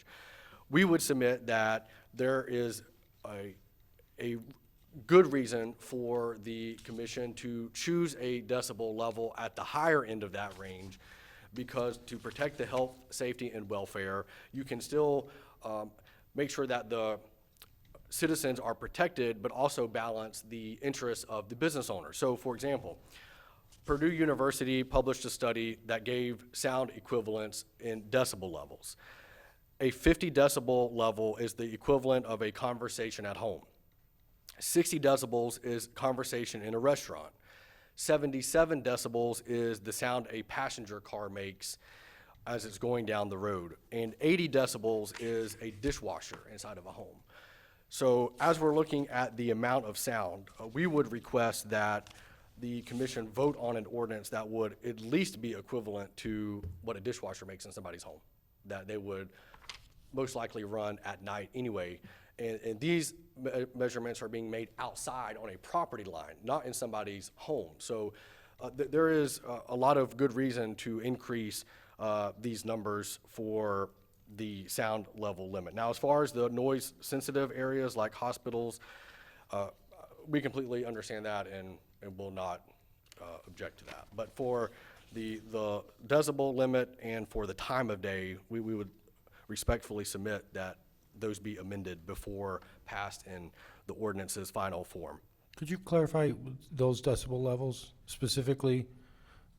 Right now, though, it's 55A, dBA, and 60 dBc, and you're requesting which? Yes, sir. We would request 80 decibels, and it looks like the pattern is a 5 decibel difference between the A weighted and the C weighted. Right. So therefore, a 75 decibel limit for the C weighted. Thank you. Sorry.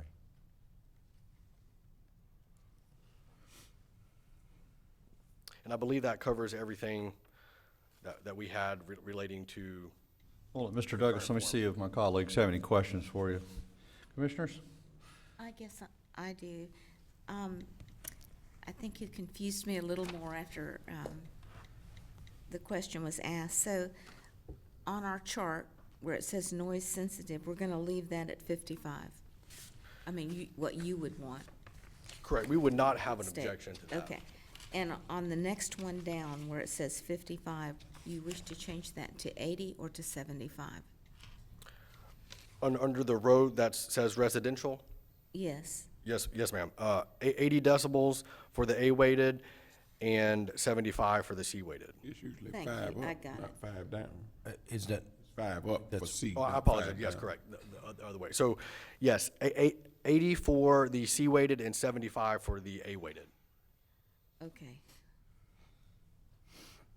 Mr. Douglas, just to get everybody clear, would you give a description of C weighted on that 80? We just had a little conversation about it, but. I don't have a description that can add any more to what's already been discussed. The meter, all right, John, that means our meter would be set to pick up the C pressure sounds, which is bass, low sounds. And so, yeah, I want my commissioners to understand how important that is.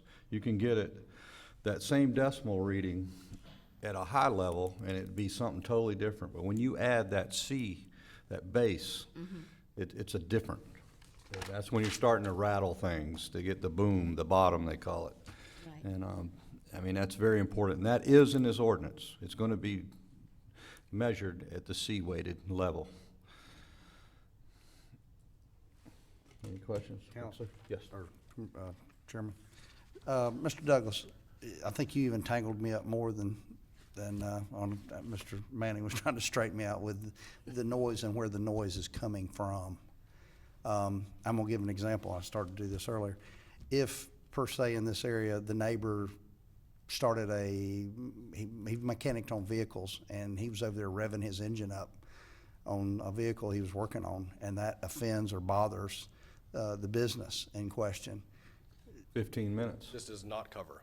This does not This- cover that. This would not cover what you described, because the person receiving the sound is a business, not a residence. And this Does it ordinance. matter who receives it? It's a noise. It's a annoyance. And you, as the commission body, will determine that. But the way it's currently written is that the only person who will be able to complain is a person who is sitting on a residential parcel. We're getting ready to fix that. Yes. Excuse me. This Let, is, let me get Mr. Pellicer finished and I then I'll just say- wanted to Okay, answer his go ahead. question. This is an amplified sound ordinance, so revving up a car doesn't count. Right. That's correct. It's all electronic. If I could just offer another hypothetical, to continue Commissioner Palasier's point, is that if a neighbor, a residential neighbor, is upset about a business next door, could point speakers to that business, and that business owner would not have relief under the ordinance as it's currently written. That was my point. Right, that's what we were talking about. I thought we decided it was gonna go both ways. We We- want our we would attorney to request tell that, us yes. how it can go both ways, so there's reciprocity and balance. Right. Well, it could, if that's how y'all But what- want to rewrite it, it would, instead of residential, it would be all other uses. So- You'd have noise sensitive and you'd have all others. So what's the downside of that? That's what I'm looking for. What's the downside of it being residential, just all? Residential complaint to a commercial entity. Is there any downside to that? I don't have a crystal ball, I couldn't really say, but. No, I I said don't that know that backwards. it would, A- that there would be any downside to it, other than, the direction up until now was to help out the Commercial en- residential areas, that's where the complaints were coming from. We want peace and harmony and everybody getting along there. No one should have any additional advantage over the other. So if all we're saying is take residential out of there and put all. or, All others. you know, That I can agree with. Noise is noise, doesn't matter who's generating it. Commissioner Harvey, you agree with that? Disagree? Yeah, I agree with that also. Commissioner Harris? Yes. Okay. I do too. I got another quick, little small one in there. Go ahead. Will this affect or have anything with these vehicles that pass by with these boom boxes and rattle your windows in your homes? Is there anything enforceable about that? There was with ever this? a poster child for amplified sound, that would be it. Absolutely. Yeah. Would that put any teeth? I don't into- know. I thought the SO It's said. residential though, yeah, it's not mobile, yeah. Yeah, the SO said the difficulties of that because they would actually have to be there and witness it as well. And for 15 minutes, correct? Yeah, well. That's why it was thrown out of court, correct? That's why the state statute was struck down, is because it dealt with that type of situation and free speech. Mr. Chairman? Yes. I Commissioner Harvey. still, Mr. Douglas, how do you feel about the 24-hour period? I know you wanted to push it to 11:30, but if we're going to be equitable throughout the community, this isn't a one-area situation. This is all of Putnam County. So why not go with a 24-hour period? Help me understand why you would tell me not to do that. And recognizing that different people have different sleeping patterns, I understand, but on the whole, I think it's safe to generalize that most people sleep at night and most people are awake during the day. And there is a better basis, a rational basis for a commission to say that we need to protect those hours at night more than we protect those hours during the day. So at night, we want less sound, and during the day, it's okay to have more sound.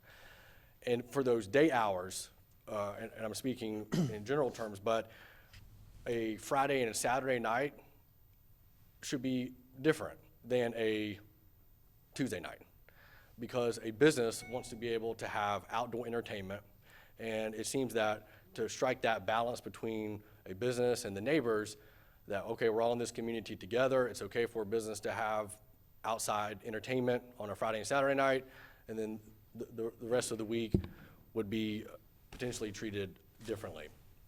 So, although I don't necessarily, we would not support a 24-hour standard because there's too much difference in those hours during the day of how it should be treated for the level of sound. But if you choose to go that route, that's certainly, you know, up to you. But I can't see how that would be in the best interest of any business owner who has a restaurant that would like to have music outside. Mr. Douglas, you were in our workshop meetings when I brought up different days and different times of those days. That gained no traction in that meeting, but maybe you had just referred to it in your statement that that might be a possibility to go back and look at. Is that what you're saying? Yeah, absolutely. Yes, I mean, if that's the will of the board, then most certainly. But we would certainly want to ask that the board recognize the importance of a business on a Friday and Saturday night to be able to extend past 10 o'clock. 2 o'clock might be too late. There are some communities that go to 2 o'clock. But here, you know, if we can get 11:30, midnight, we would certainly appreciate that. When we add daytime in the ordinance and we define daytime, then we can redefine nighttime to do what, something like he's wanting to do. We can make Friday and Saturday, whatever, 11 o'clock or whatever. We can define nighttime that way, and then daytime would be all the others. So if you're doing a whole 24-hour ordinance with day and night, it's more plausible to do that. We can do that. You know, I grew up here, and a lot of us did, and I remember the days of the paper mill had 2,500 employees out there, and you kind of knew what shift they were on because you got sent outside and you were told not to make a whole lot of noise down by this house or because that gentleman's sleeping. And I was out knocking on doors yesterday in the States and kind of picked the wrong time. I think it was nap time for a lot of people. And I offended a few people by waking them up. That's just the way reality is. And I want everyone to be treated equitable in this situation. So, all right, thank you. Thank you, Mr. Douglas. Thank you, Mr. Chairman. I have one other question here. The 7 a.m. number, I know myself when it's available, I like to sleep in on a Saturday morning occasionally. And I don't see why that number couldn't move up just a little bit. I think that's a reasonable compromise. So if the board says it's okay to go to 11:30 at night, maybe extend the 7 o'clock to 7:30 or 8 in the morning. About 10. That's what I had in mind. Time to get up. The Get going rodeo, by 8. Hogwaller, the fair, some of those may have an objection to 10 o'clock. You know, for Renegades in particular, I don't know if 10 would be an issue. I'm just trying to think of other businesses out there who would also be under the I governance was going to be of this. more realistic at 8 to 9 at the most, you know, I think. Well, let me I hate to do this, but okay, we're the king of fishing tournaments in this county. And typically, a half hour before daybreak, the boats are lining up and staging and got a guy on the bullhorn calling out numbers. What do you do with that, Mr. Pellicer? That's a difficult one. I think that we're talking events that occur how many times a year, and we're talking businesses that are 7 day a week, in many cases, operations.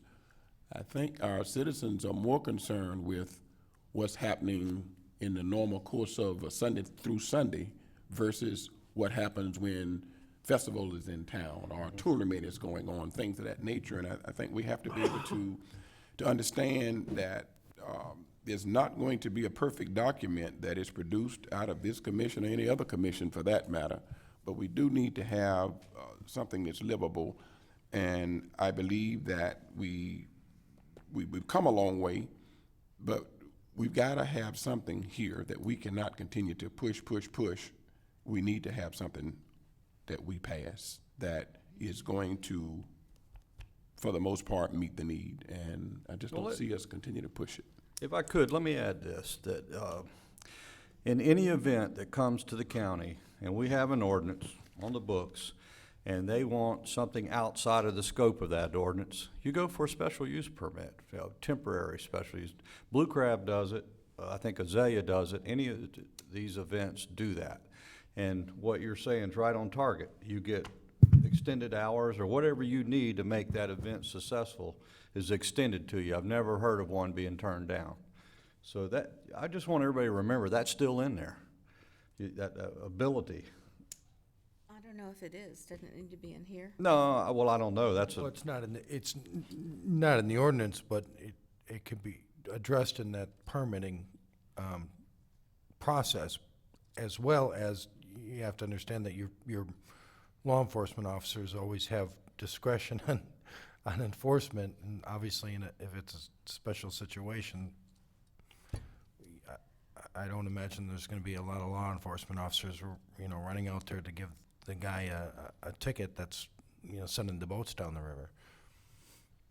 Well, we certainly don't want, again, from one shift of law enforcement to the next shift to who's the commander of the day, for them to have to deal with private interpretations. And I think that's why we've spent the time in drilling down on what the end result is going to be. We don't want it to vary from shift to shift and from supervisor to supervisor. We want to really have something that is going to be as precise and on point as possible.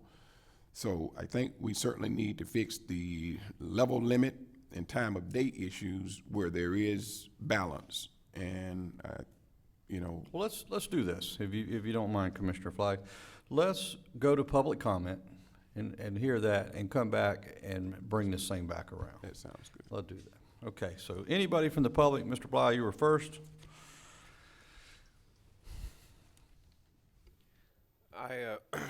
Robert Bly. I spent a lot of time going over sound meters, specifically because we had discussed in workshops how expensive these meters that we would need to contend with complaints that go to court. In order for us to back up the readings that we get, we would have to have a specific device that would be okayed by whoever okays those. I'm not sure who, but my point was that I found a whole lot of devices that auto-calibrate. As soon as you turn that device on, it calibrates, and they are weighted in different weightings, A through B. But all of them are ANSI standard, aren't they? Well, that's the weighting, and that doesn't just, and what you were saying about C being measuring the bass, that's not really true. What it is it's a combination of all of the sounds that the meter takes in, and what they've done is they've evaluated sounds for accuracy and how well they pick up the low bass. Everything's in a frequency. The longer it is, the farther it travels, and bass is a really long frequency, so it travels a really long distance. So these things pick up frequency, and they weight them differently. And with background noise and cars going by with a refrigerator running and a dishwasher on, your A weighting would be picking up the dishwasher over the car, or vice versa. So C weighting is a way of averaging all of these sounds together, and D weighting even. What's the bass then? I read that in here somewhere. The bass sound picked up at what level? D then? No, I see. It always picks up the bass at all of those weightings. It's going to pick up the bass Right. sound. But how do you put an emphasis It's on more it? accurate for one of the weightings over another for specific types of sound. And that's what I was trying to get at. That information, I believe I passed along to all of you so that you could read through it. It is a long read. There's a lot of information there to take in. It is a difficult subject to broach.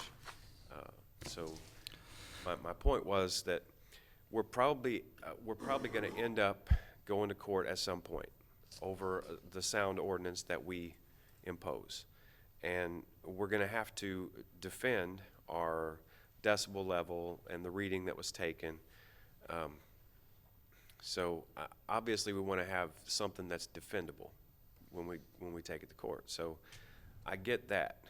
But more than likely, these things are going to be like building up over time, like they are now, even without the ordinance. But what I was looking for was something that was cheap, that all of the officers could have, and maybe even the sound equipment people at whatever place is making this sound. It's all the amplified sound. So if they were able to buy the same thing that the police would have when they were called, and they could come to the business or whoever's making the noise, and it should be everyone. It shouldn't just be limited to businesses, interfering with residential sleep between 10 and 7.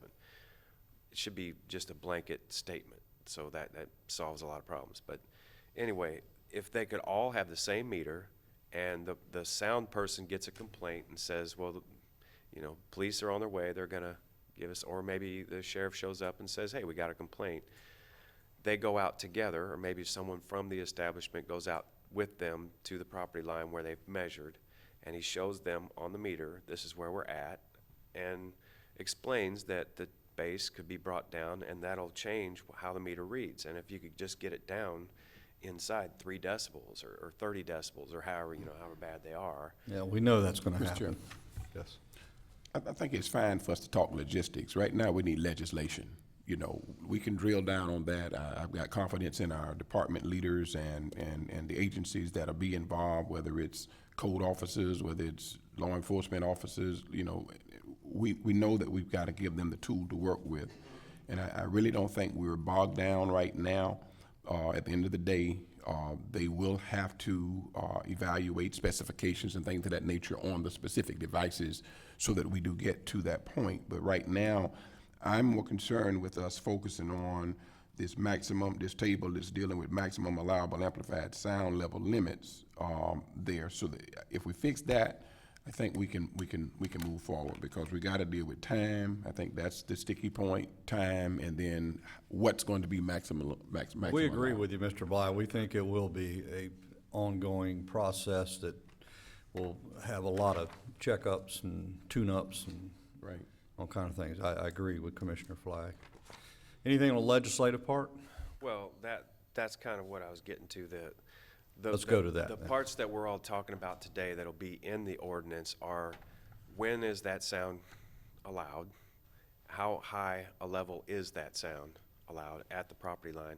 And the 55 decibel sound at a property line at a pretty good distance, that's pretty loud at the point of origin. That's well above 60 decibel at least, and probably more around 80 and up. So time and distance, I should say, helps to lessen the impact at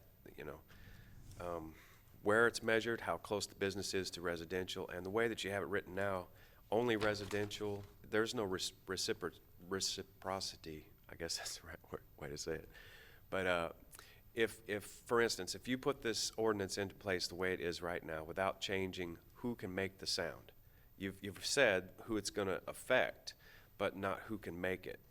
Now, if you put it the way it is right now, the residents can turn their speaker. That was just addressed. We just Okay, didn't have, and we you're just gonna made take that that change. out. Yeah. Okay, that's great. But the decibel level itself, at that distance, I believe 60 is not going to rattle your glasses inside your house with a single pane window.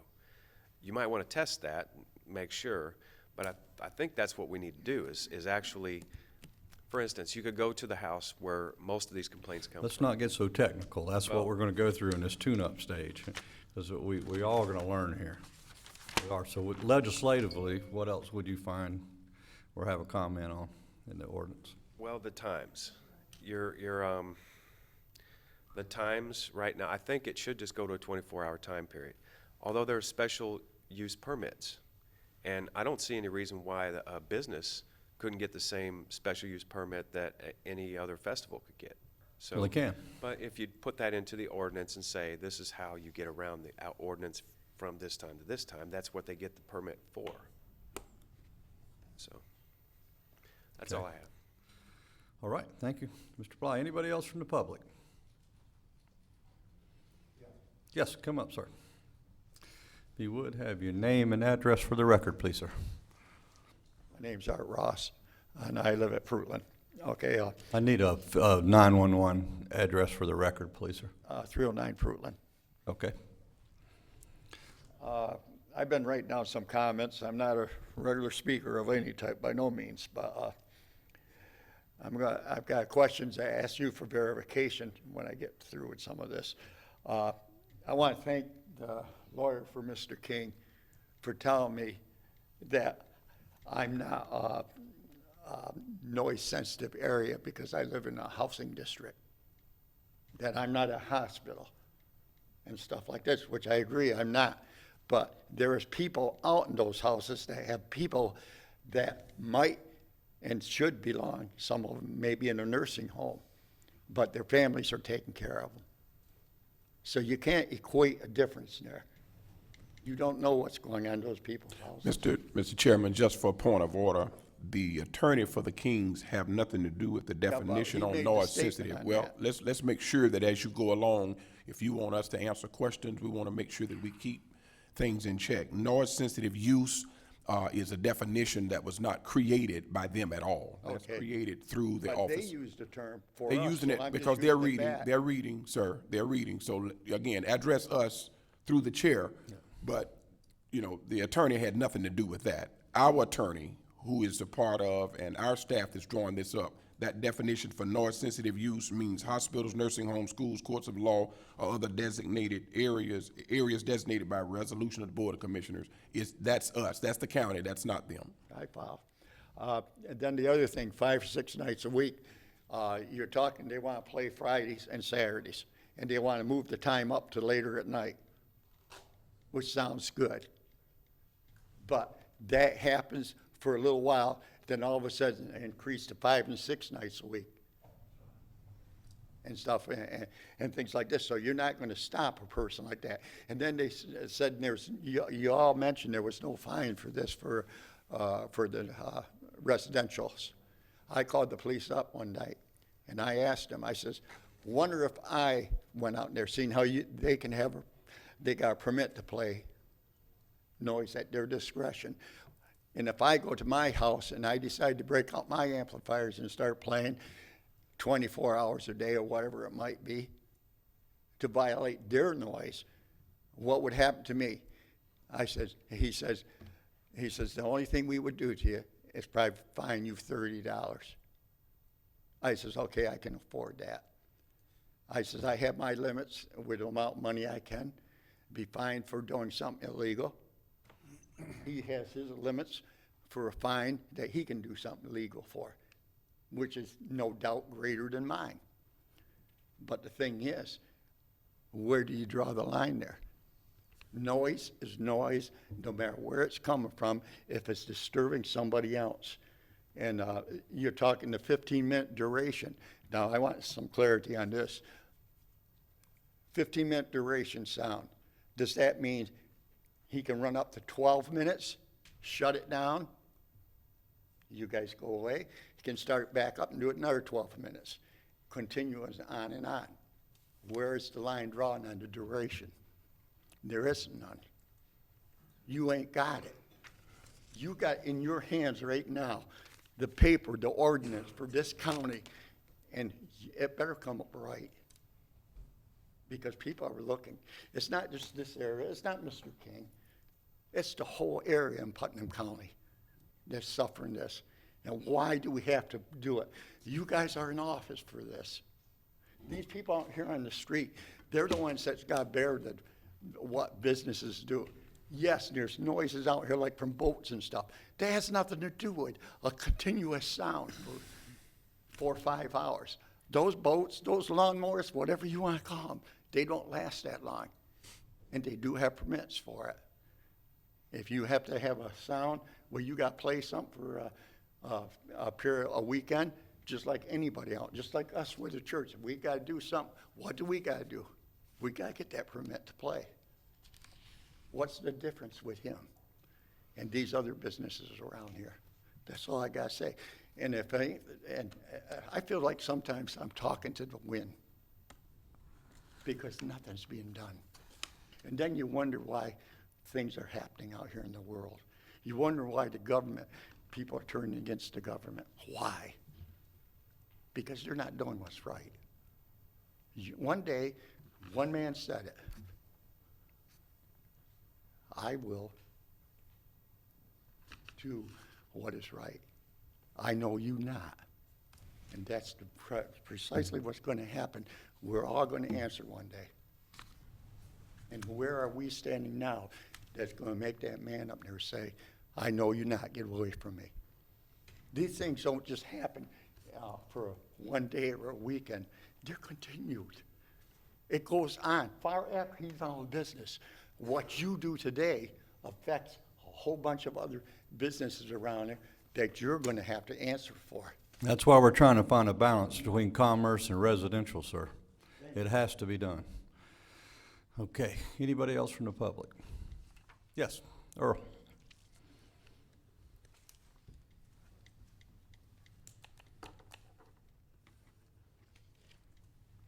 Earl Ballinger, 496 Clifton Road, Crescent City. We all know that whatever y'all pass today, tomorrow, whenever, it will be tested in a court of law down the road somewhere. You have to be ready for that. This sound box, this sound meter, whichever one you buy that's self-calibrating, you take one and set it in an air-conditioned room and leave it there. It's always going to be more accurate than the one that's in the trunk of a squad car, running down the road, getting hot, getting cold, whatever. That's going to have an effect on it. When you go to court of law, they're going to ask you, well, the person who operated the meter, what training did he have and when did he have the training? These are all things that, you have to look at. It's not spending $100 for a test box. It's a long, drawn-out process. You have to keep that in mind. That's all. Thank you. Thank you. Anybody else from the public? Yes.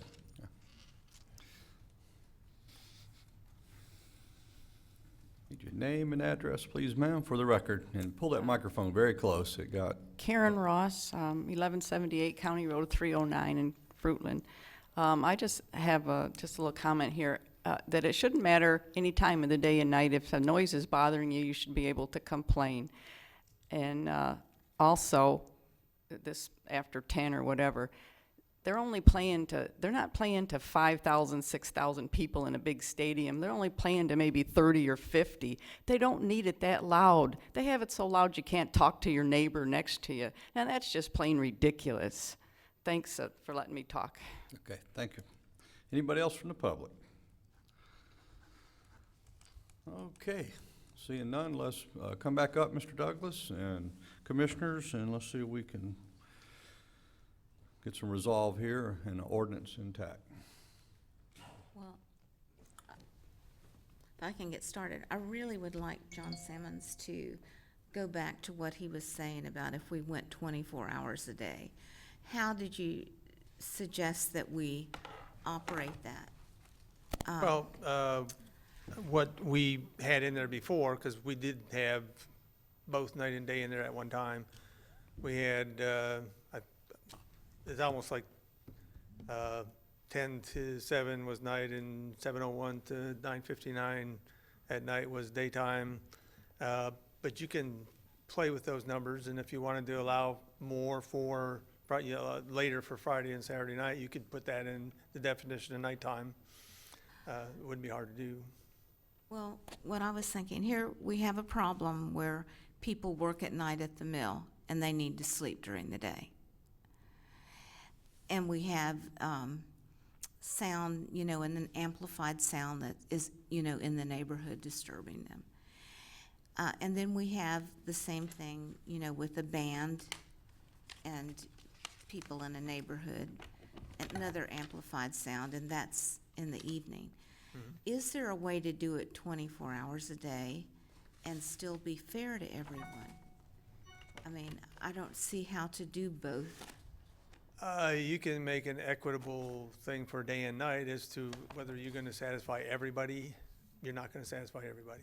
Right. I recall a rezoning that we had on 207 where the guy was with the little cars. Yes. There was a guy there that had moved in probably 100, 200 yards away. He was a person who was very sensitive to noise, and there was nothing that we were going to be able to do for him. The place was and we actually had people take noise meters out there, and he was like at 60 decibels, and the guy still was not happy. I mean, some people are very sensitive to noise, and they have to figure out a way to deal with it. Other people can fall asleep when trains go by. I lived next to a fire station at one time when I was in the city of Lansing, and for 6 months it bothered me, but then after that I never heard the sirens going anymore. So you kind of get used to different sounds, but if they're normal, it's still other normal signs that you don't get used to. But I think we can be fairly equitable but we're not going to ever satisfy everybody. It just isn't going to happen.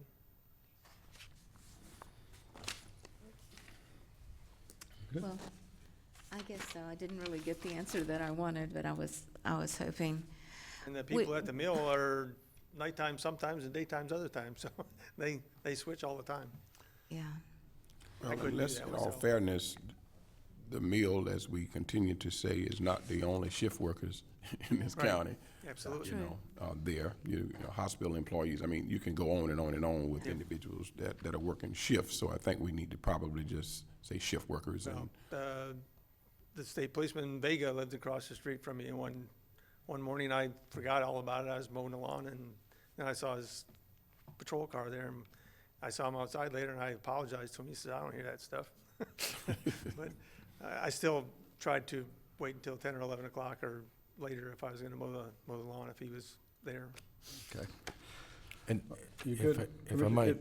Go ahead. another option that you may want to consider is if you want to do something for the daytime, you could have different levels for daytime noise than nighttime noise as an option. that would be what I would suggest. I think, Mr. Chairman, we need to come to reason with what nighttime means, and I guess what weekend nighttime means, is what I think we need to start with, and then figure out what level we want to say is our maximum for nighttime, and then weekend nighttime, and then do a daytime, and we may That's have good, some Commissioner degree of- Flagg, and Mr. Douglas, if you'll come forward with the microphone on this, because your request was in this area also, and one of the speakers was concerned that the weekend extended times would extend into weekdays, and we need to address that right now. If you would, please readdress what you would like to see in the ordinance. Yes, sir, On and just to behalf of re- your client. Yeah, yes, sir. And just to reiterate, we want a reasonable sound level too. We're not trying to make it where neighbors can't talk to each other, and it's not beneficial to a business or to a neighbor to have sound that loud. That's right. But if you look at the Purdue University study, 80 decibels is a dishwasher inside. That's, in our opinion, not an unreasonable request to have the same level of sound as a dishwasher. A lawnmower is 100 decibels.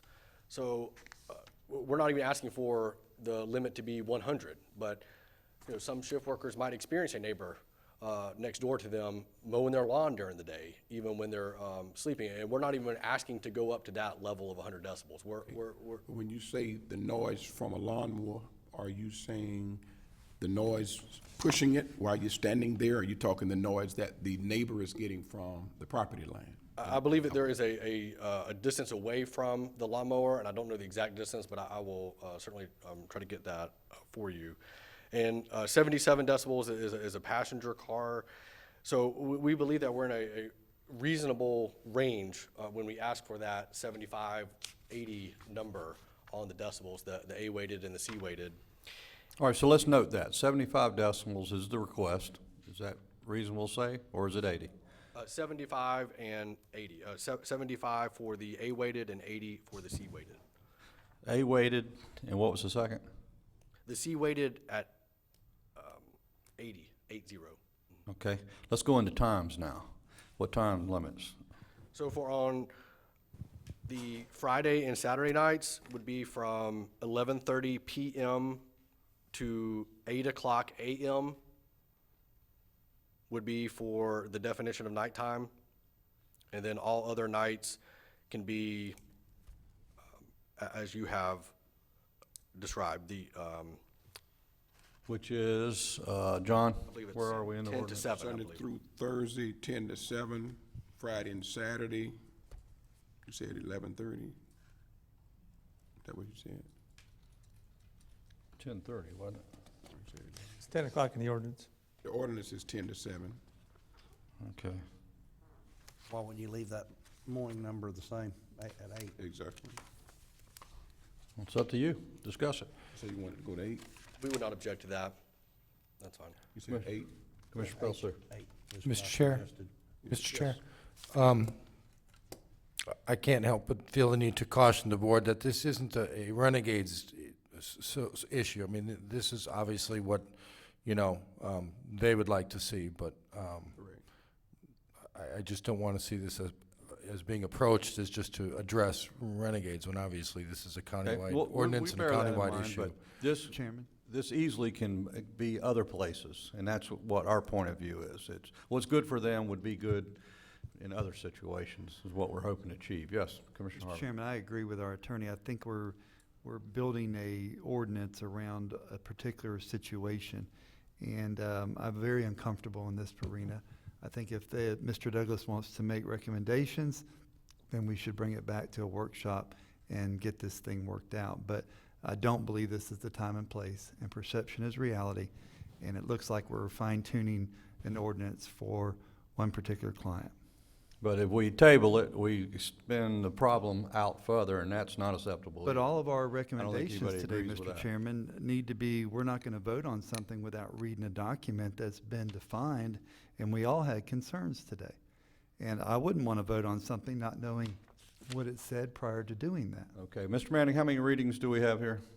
Just the one. Just today does it? Okay, so we've had how many changes? Are you keeping track? Oh, goodness. I'm not clear of what y'all want to change yet specifically, because you haven't, hasn't been a motion on it, but, obviously, we have the issues with ANSI, we have whether or not you desire to increase the noise-sensitive use, we have the time, issue on special permits, whether it's just residential or all others, the time of day, the day of the week, the levels.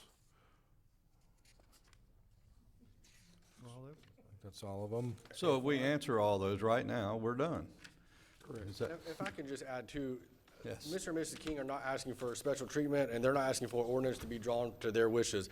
Mr. and Mrs. King have been very reasonable and trying to strike a balance between businesses and residences, and we believe that we have done everything we can to strike that reasonable balance and not overreaching and asking for higher decibel levels that we have seen in other surrounding communities, and a definition of nighttime that lasts far later into the night.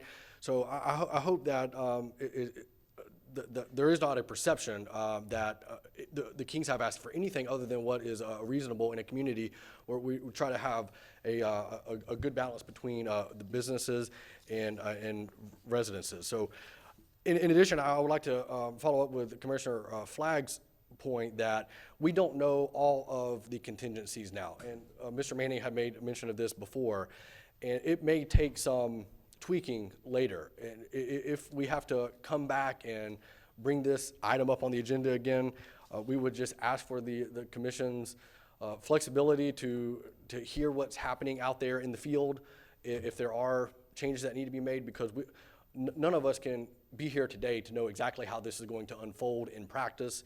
We believe that this is a good way forward that can hold up in the courts, but right now, it's impossible to know all situations.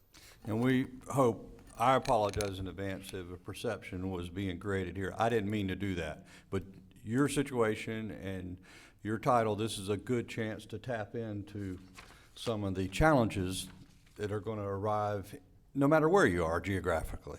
So there's nothing wrong with that, is there, Mr. Manning? No, I just want to I just wanted it to be on the record that, Yeah. clear that. I think we're making this is great their progress. request, and- And board members, I'm going to be very straight up here. I want to finish this today.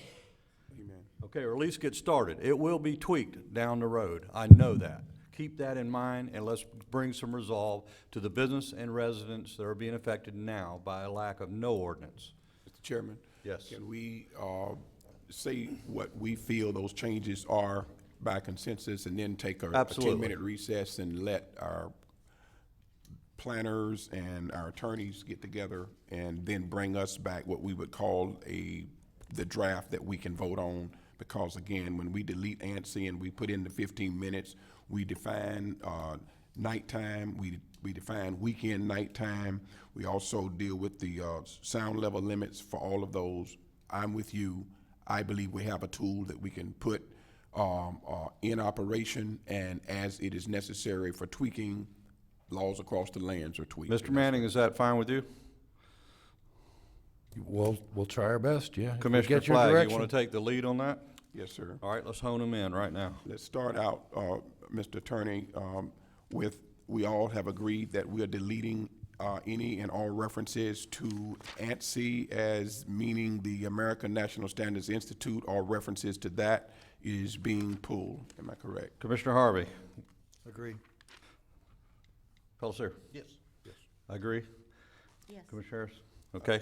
Secondly, all references as it relates to the timing of the issues from 1 hour, 30 minutes is agreed to, that the measurement period is to be referenced throughout the ordinance at 15 minutes. That is my understanding. Commissioner Harvey? Agree. Commissioner Pellicer? Agreed. Agree. Agreed. Okay, keep going, Mr. Flagg, you're rolling.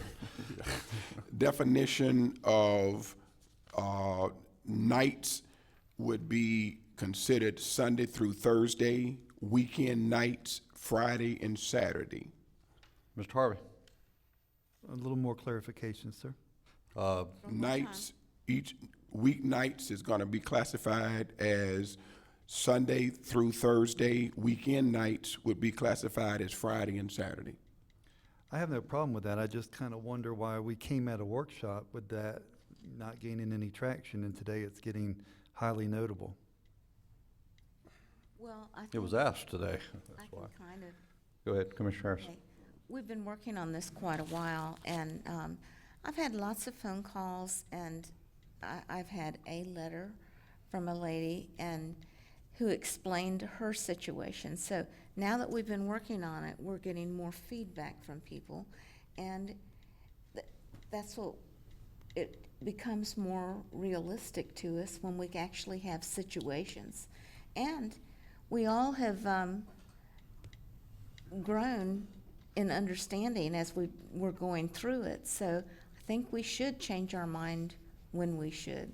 And we see, we're a little more educated about it and more informed from our constituents. Agreed, Mr. Chairman. Okay, Commissioner Pellicer? Agreed. Agreed? Agreed. Okay. Agreed. Go ahead. Okay, next is where, I guess the expression would get into the weeds. The times for night Sunday currently through Thursday. shows on the weekday nights is 10 to 7 on our initial draft. I think Mr. Pellicer was saying 10 to 8 for the week. There, I don't have a problem with us considering 10 to 8 as the weeknight or night, weeknights. Commissioner Harvey? Could we consider a 9 o'clock? What time do restaurants all over the county close usually? I don't know. I don't know if we polled all the restaurants Well, I'm to not- find 9 out. o'clock AM or PM? PM. Oh, you're at night. Yeah. I'm thinking just the average 10's restaurants on even 10. the State Road 19 corridor, and I think 10 o'clock is reasonable for that. So, 10 to 8. Commissioner Harvey? 10 to 8 is what I'm 10 suggesting. PM as to 8 AM. Correct, for that, Right. that time of exception for weeknights. All right. Agreed. Agreed. Agreed? Agreed. Agreed. Okay, on the weekend night schedule, 11:30 to 8. Commissioner Harvey? Agreed. Agreed. Agreed? Agreed. Agreed. The sound limit for noise sensitive anytime is 50 dB A-weighted, 55 dB C-weighted. I think everyone has been in agreement with the noise sensitive thus far, I believe. Well, I'd like to talk about that. Okay. 50 is normal conversation. It is. That's too low. Don't you think we need to allow a little bit more before we Absolutely. charge them? It's on this page, up to by the way, page $500? 53, Commissioners. Okay, I think that should be raised. Okay, Um, so raised to what? well, let's see. 75. That's, okay, when you look at the chart, Dishwasher's 80. okay, that's inside the house, and we're not gonna be hearing that from the land. So we're talking hearing from the property line, not right up on something. So even though the dishwasher may make that much noise, if you buy one, you should be prepared to deal with the noise it makes. And like Mr. Bly said, but the closer you are to the noise source and the further, that's gonna vary too, Okay, so a car going down the road, which is a normal sound, is 77. Let's not use a car going down the road. Let's think about fixed noise. Let's think about noise that is generated from something that is not moving, because this ordinance is gonna be more programmed to that. So Okay. let's not use that in the analogy. All right, well, I just think it should be more than 50. Okay? And if you want to go lower than a car going down the road. Okay, I'm let's look okay at, with it. let's look I at the like chart. 75. Let's go back to the chart and let's consult Good. with John again, on this number. Since we kinda on a roll, let's slow the roll a minute. And John, on this noise sensitive, and is 65 a better number? 65 are people talking, so, Okay, but people talking 65 is them hearing it there. You're not hearing it 65 at the Right, property line. right. So let's make sure that when we keep using these numbers of what we're in a conversation on, it's less than that at the property line from a person in a but if you're conversation. measuring at the property line and it's 65, that's what it's gonna sound like, two people talking at the property line. So it's gonna sound 65 at the property line if we talking in a, If you're, what we're concerned about is the noise level at the property line. Correct. So if it's 65 decibels at the property line, it's gonna be like you and I talking in my office. okay, so you're saying At that the property you and I talking in the office like we're talking now without the amplification is gonna be 65 at somebody's property line? Right. Really? Yep. If you live on Krill Avenue out here, a good example, Highway 20, and your residential property, on the porch, you should be able to sit and have a conversation. Is that correct? That's normal traffic. That's what we're talking about at 75, property to property. And I like that one. I mean, that's normal noise in our communities everywhere. Okay, so. It's common. is what I'm saying. So the number that John is saying and you're saying is what's A and what's C? He's saying a conversation in your office, which is very quiet. I'm saying common conversation happens on sidewalks and porches and outdoor, and we're dealing with outdoor here. I like 75. That's it. Mr. So- Sammons, when we had noise meters years ago, what was the level then? I believe it was 60 or 65. And how many things went over that threshold? I couldn't tell you. Was it a lot or a little, or did we issue hardly any because it didn't really meter up to that? As Major Harrell said, if they go to a property and it's noisy, they tell people to turn it down, and 90% of the time, people turn it down. It's the 10% or 5% that don't are the ones that are the problem. So it's hard to. Mr. Chairman, I'm recommending the 65, 70 anytime, the 70, 75 for weekday nights, and the 75, 80 for weekend nights. I like it.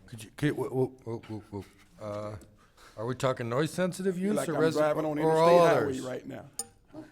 All right, Friday. Are we talking noise sensitive use or all others? We talk, well, the noise sensitive is anytime, and it's gonna be the 65, 70. Sunday through Thursday. No, that's all. That's all? That's Okay. anytime. The 65 through 70 is anytime. The 65, 70, 75, 8, and 70, 75, and 75, 80 is dealing with the, Weekend. with the all others. Okay, so noise sensitive use, anytime 65, 70, all others, Mm-hmm. Then you got the ranges. the daytime being, The daytime being equivalent to noise sensitive. daytime and weekday nights. Weekday nights 65, is- 70, and weekend nights 75 and 80, correct? Well, we have I thought we had to have all three classes on the all others, did we not? Well, look, I hate to. The day should be the same as noise sensitive. That's but right, then 7 the- days a week. Right. That's exactly right. And then the nighttime, weeknights is the 70, 75, and then the weekend nights go up to the 75, 80. Okay, so all others, daytime 65, 70. Right. All others, weekday night, 70, 75. And then the weekend nights, 75, 80.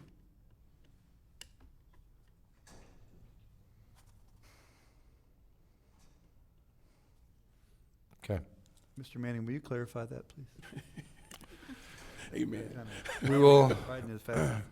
well, what we'll do is, we're gonna have to make these changes and bring it back for you all Okay, to look that's at gonna happen before on voting. recess But to the clarify. changes we'll be making will be for the noise-sensitive use, which is any time, day or night, 65 for A level, 70 for C. Correct. All other areas during the day, weekend, weekday, doesn't matter. Also, is that also 65, 70? Correct. And then all others, weekday nights, 70, 75. Correct. All others, weekend nights, 75, 80. Correct. What else we got, Commissioner Flagg? I think that was all that we covered. Certainly, if there's something else that is noted by any of our public or my colleagues that was changed, I didn't have it highlight anything. The only thing we did in the beginning, I think we agreed on that in the second whereas that we took during the nighttime, we agreed to delete that there, especially since we have gone into the detail there. We do not have to address special use permits because that's already covered somewhere else in ordinance. We And can't stick that in this ordinance, though. We can add it we had in. in Yeah, the well, we're ordinance. doing it, we can. We can Us put it and I in were so just that a talking, person we that's could- just we could looking actually- at the ordinance will know that they have Right. an opportunity to. And I would suggest we'll put that in the section where we're getting rid of terminology and standards. Instead of reserving that section, we'll put something in there. Mr. Chairman? Yes. We had that provision in either our current ordinance or some prior ordinance, and I suggest we. Exact stick it same back in. language. I don't like a special use permit to violate an ordinance. Correct, okay. And in 18201, we need to change G, so it's 15 minutes as well as 60, instead of 60 minutes. 18201, we need to do what? In 18201 on page 47, we talked about making G consistent with Right, the with the other 15 changes. minutes. So there's Right. 15 minutes rather than 60 minutes. Correct. We also, on that section, said to manufacturer standards. We Right, Took A and manufactured SI standards. out. Yeah, NC is taken out throughout. Mr. Chairman, to the best of my Can knowledge, be, I have- Manufacturer's recommendations, because the Yeah. wording we'll use. okay, drill down for a second on 18-202, exempt amplified sounds. Safety signals and warning devices are exempt from the provisions of this ordinance. Right. Is that generic enough, is it clear enough? It's for me. Should. For me. Okay, I just highlighted it in the midnight hour. I suggest we go on recess. Okay. Oh, wait, whoa. Yeah, you go too fast. Oh. You gotta slow down, Mr. Flagg. Section 18-204, we wanted to put the penalty in that, is what I had heard. Am I Well, correct? my concern with doing that is this state statute sets the penalties that are allowed, and the state often will change that, and will be limiting yourselves if we put it in here directly. Okay, so we can just, I leave it as is. Whatever the state says, let it go. And the other one was on the property line issue on 46. What of page you on? The high water mark of the property. Can we address that? 46. What page on?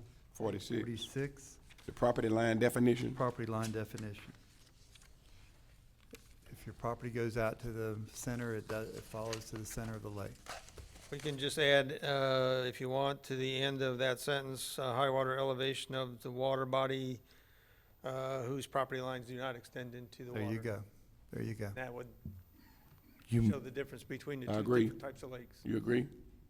I should have agreed. I'm the one that brought it up. You may run into enforcement issues. My only question was, I want clarification in that it doesn't matter who's generating the noise. No water sound. No, he talking about. Oh, right, yeah, we're getting rid of residential, it'll be all others. It'll be Taking all water others. out. Yeah, we fixed that. I'm agreed with that, Yeah. That was all Agreed. others. But with the Agreed. water property line, you may have issues with deputies being able to enforce that, because they may not know whose property goes to the center of the water body and whose property doesn't. So you can put the R in there so that if the property owner says that they own it out there and it's discovered later they don't, the R will not tie the hand, so that it's not an automatic, there, I guess, if you fix the language, John.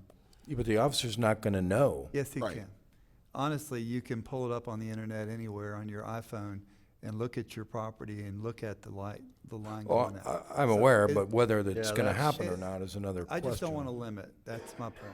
You know, they Okay, own so that why don't property. we just end it at the property line? Yes. And it don't matter whether it's Done. water or not. If There your you go. property line is there, then we're straight. There you go. Thank you. Got it. So say we all? I agree. I agree. Agreed. All right. Mr. Chairman, can we go on recess? Well, one more second. Mr. Harvey, you're done. Mr. Pelsier? Just clarification that it doesn't matter who's generating the noise, noise is noise, whether it's business or residential. Yes. Mr. Harvey? Agreed? Agree. Okay. Agreed. Okay, last question. I'm good. Mr. Manning, how much time do you need? More than 10 minutes. Yeah. 15 minutes. Okay, so be That's it. being I generous. don't even We're have adjourned this. 15 John, minutes. how much time do you need? Because you've got it here in Word. Let's go. Why do we need to go on recess? Mr. Chairman, why do we need to go in recess? Right, why don't we just finish our docket? I mean, we can recess this hearing and do some more business. Well, let's put us on a 5-minute break then. Okay. We need a 5-minute break.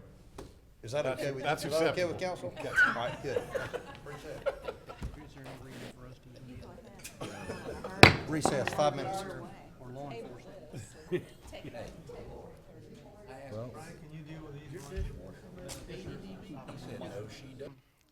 The next item is an amendment to section 307.4 of the 1994 edition of the Standard Housing Code. The Standard Housing Code is a body of code that is adopted mostly by reference, but it is in full force in the county. And it's the primary tool we use for enforcement against residential properties. What we're asking for here is a slight modification of the language specifically to deal with the sunken boat issue that all of you, I'm sure, are aware of. And this is our response to it by adopting a local amendment to this code, which has already been adopted by the county. We are putting these derelict vessels, derelict trailers, some things that don't normally appear in that code, but will give us some leverage to fix those issues. Okay? So if there are any questions, we're I'll just- specifically trying to get to this I problem. want to be clear when you use the word derelict boats, that if a derelict boat is anchored in sovereign waters of the state of Florida, this ordinance will have no bearing on it. It has to be tied to a property in some way. They could own to the lake bottom, like Mr. Harvey was explaining. If they got a piling out there, they can tie to it, and it's under this jurisdiction. But if it's in sovereign waters, it's not. If this ordinance, I believe, will deal with any case, particularly where they're at a dock, they're obviously associated with a piece of property, and they're usually so derelict that they're sunk. Yep. And they've become a hazard, both to navigation and to health of the neighboring residents. We're trying to resolve that issue. Yes, there is a body of state law that deals with vessels, but again, we're trying to find ways to deal with that without having to deal with the state. Well, this is a good modification in my. I know you have a public hearing coming, but wow, thank you. Like, what a relief. This is it's awesome. We know that we have some cases that we have discussed over and over and over and over and over, and we just did not have the mechanisms that we needed in place. And so I hope and pray that each of us do understand the importance of this legislation, because simply adding boats to the description and again to Brian and his staff, they have really sought ways, and through our legal department sought ways to make this happen. And so I hope everyone is really on board. Yeah, commissioners, any more comments, questions? I do, Mr. Chairman. Okay, the floor is yours. Mr. Hammonds, not to muddy the water, but I do need to bring this up. Some areas out in the estates, again, we own it to the center of the lake, and some people own to the high water mark. And years ago, when I was president of the Landowners Association, had a gentleman buy those lake bottoms and then try to sell that property back to the person. The state of Florida stepped in and said, no more of that. That's the pink fence law, if you will, that happened down in Orlando. But some of these lake bottoms are still owned by individuals or corporations. And what's going to happen, let's say when there's a boat out there and it's down on property that it's in front of somebody's house that belonged to them, but now it's sitting on a lake bottom owned by somebody else. Then we would have grounds to take code enforcement action against them if it occurs within the legal description of their property.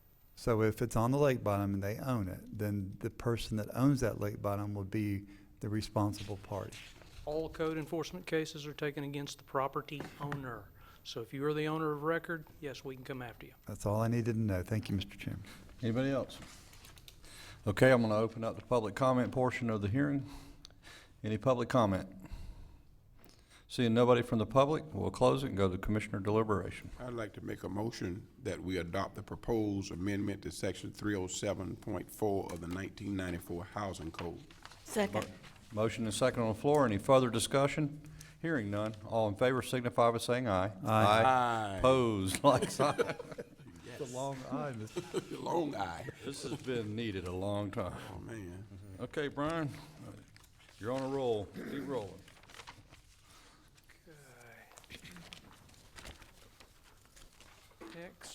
Next, Mike will take over with a couple of rezoning petitions. Welcome, Mr. Brown. Well, good afternoon, or morning still, almost afternoon. Mike Brown, Putnam County Planning and Development Services.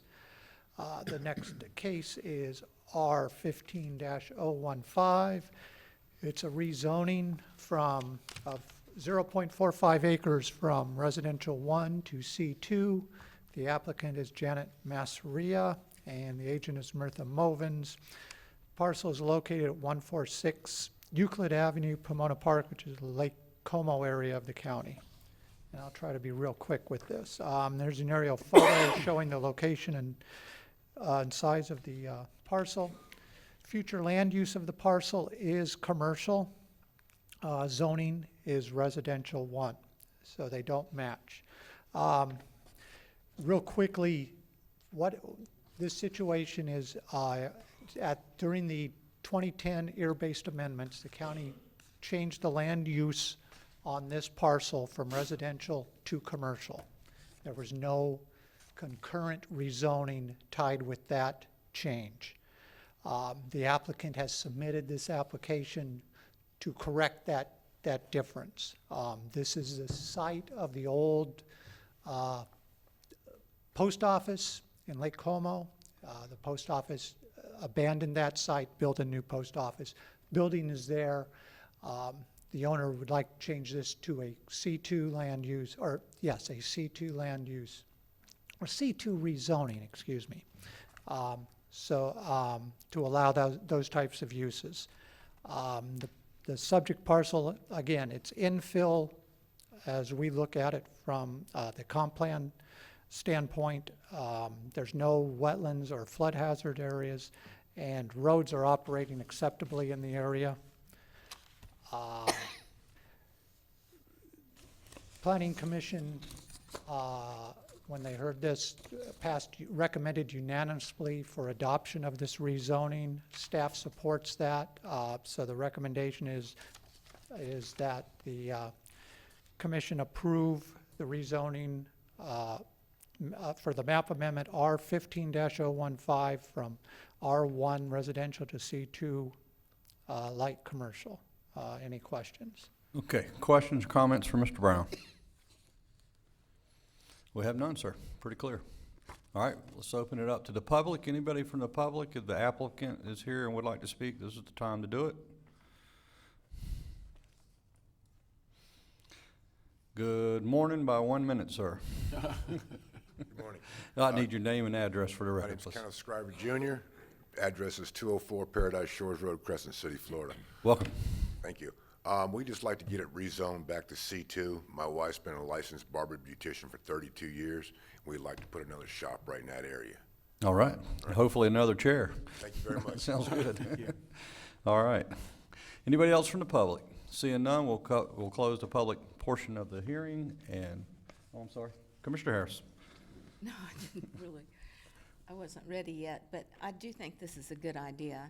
That post office has been there a long time, and it's in the community hub, you know, where the post office is, and Puts it back on the it would tax be a base. good use, yeah. Mr. Chairman, need to make your ex parte disclosures and then make a motion to approve this rezoning. I have had none. None. None. None. None. All right, sir. Okay. Okay. Any other deliberation, comments? Okay. I'd like to make a motion that we approve this change of zoning. Second. Motion and second by Mr. Flagg was first. I don't know if you heard that up here. And, Make no difference. okay, any further discussion? Hearing none, all in favor signify by saying aye. Aye. Opposed, like sign. It carries. Congratulations today, remember. Thank you. Happy clipping.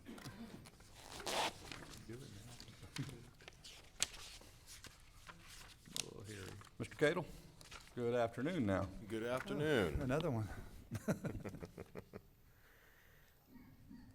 Okay, Harris Burns Killow, Putnam County Planning and Development Services here to present the rezoning case 15-016.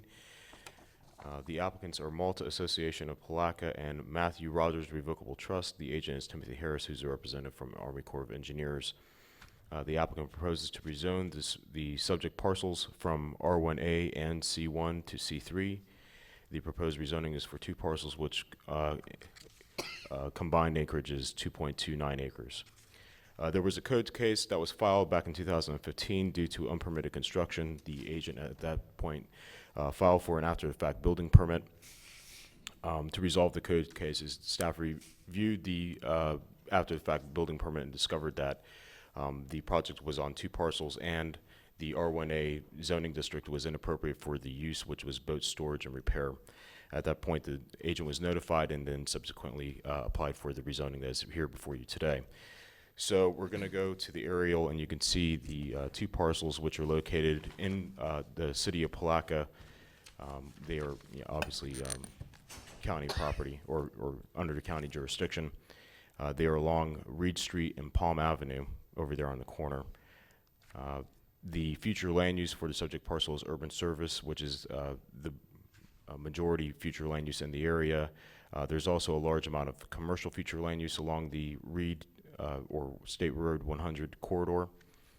And then there's also a good amount of city Palatka parcels or municipality jurisdiction out there as well.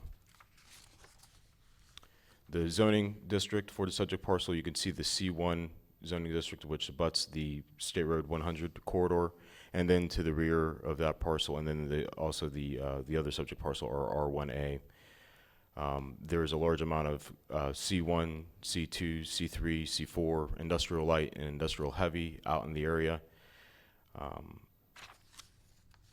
When staff is reviewing rezoning applications, we review for comprehensive plan consistency. In this particular case, as mentioned before, the the future land use is urban service, which is designated for places that have urban type infrastructure or will have urban type infrastructure within the next 10 years. Commercial uses are allowed within under the urban service future land use as long as they adhere to the policy identified here. When you look at that policy, there's really two things that we're looking for. We're looking for direct access to a paved roadway of a collector or higher, and then also that it doesn't substantiate non-residential vehicular traffic passing through an established neighborhood. In this case, both requirements are satisfied because they are along the Reed Street corridor and Palm Avenue. Reed is a arterial road, and then Palm Avenue is a urban collector according to the City of Palatka Comprehensive Plan. The proposed zoning district is C3, which is consistent with the future land use. And then just to summarize, the proposed use is consistent with the urban service future land use. The proposed zoning district is consistent with the future land use. The proposed use is allowed by the zoning district, and the proposed rezoning meets the locational and infrastructure standards set by the comprehensive plan. And therefore, staff recommends approval. And if you have any questions, I'll be happy to answer them. Okay, questions, comments for Mr. Cadle? Seeing none, we'll open it up to the public. Is the applicant here, Mr. Cadle, or? Yes, sir. Okay, if you would like to address, you don't have to, but if you would. It's pretty straightforward. This one, it really is. Okay, I'll close the public comment portion. Commissioners, what's your wish? Make our We do ex ex parte party followed by a quick motion to approve. I've Wow. had none. I've had none. None. None. None. Mr. Chairman, I'd like to make a motion that we approve this applicant based on Planning Commission's recommendations. How's that, Second. Mr. Castleberry? Second. Further discussion? Question. All right, call the question. All in favor signify by saying aye. Aye. Opposed, like sign.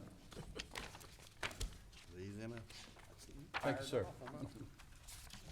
Okay, one more. Harris Burns Cadle Plan Development. This is PV or case PV 16-001. The applicant is Clay Electric.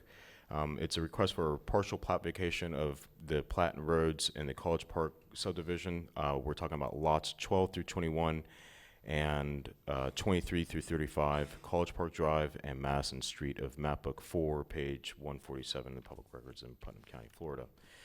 Here is the site, which is located in the blue. It's along the State Road 19 corridor over in Palatka. Here is a parcel map which better kind of shows the where the subdivision is amongst the, there's really, you have the portion of the College Park subdivision in there along with 3 other lots that comprise the Clay Electric parcel. And then here is the map book and page. Outlined in red is the portion that's going to be vacated. And then in a transparent yellow is the portion that is not going to be vacated. The portion that is not going to be vacated still has access on Stillwell Avenue, although it's represented on the map book and page as Florida Avenue. The College Park subdivision meets the definition of antiquated subdivision. The taxes are paid for the property, and the request has been properly advertised. And staff recommends approval. If there are any questions, I'll be happy to answer them. Mr. Chairman, is Clay Electric owns the entire portion being vacated? The entire portion, no. Well, yes, the entire portion is being vacated, yes. Yeah, that was my Excuse me, question. I'm sorry. Yes. Okay. Commissioners? Clay Electric is here. Yes, well, I'll get to him at the public. Any further questions? So we need ex parte on this? After the hearing. Okay. Anything? Seeing none, I'll open up the public portion. Mr. Beeler is with us from Clay Electric. Yeah. We're satisfied with Okay. All right, we'll close the public portion. Commissioners? Same instructions. Yep. I've had no ex parte communications. I've had none. None. Just paying my bill count? Okay, then I've had none. I've had none either. So move. Second. Second. Motion and second on the floor, further discussion? Hearing none, all in favor signify by saying aye. Aye. And the ayes have it. Thank you, Mr. Beeler, for sitting through all that today. It's good to see you, sir.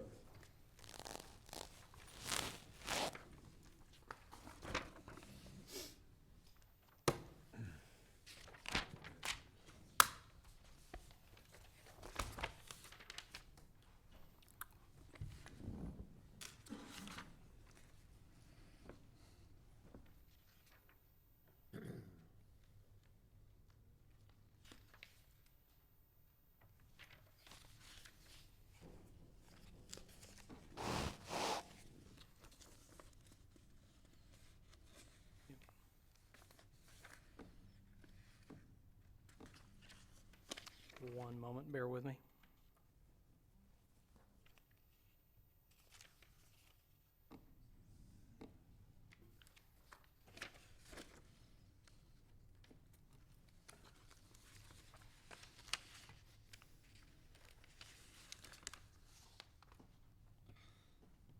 I was checking to see if we spelt Stillwell right in the latter part of this thing today. 1 L, not 2.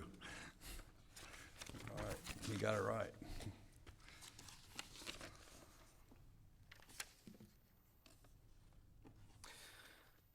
You have two code enforcement requests before you today. The first one is case number 2010-01231.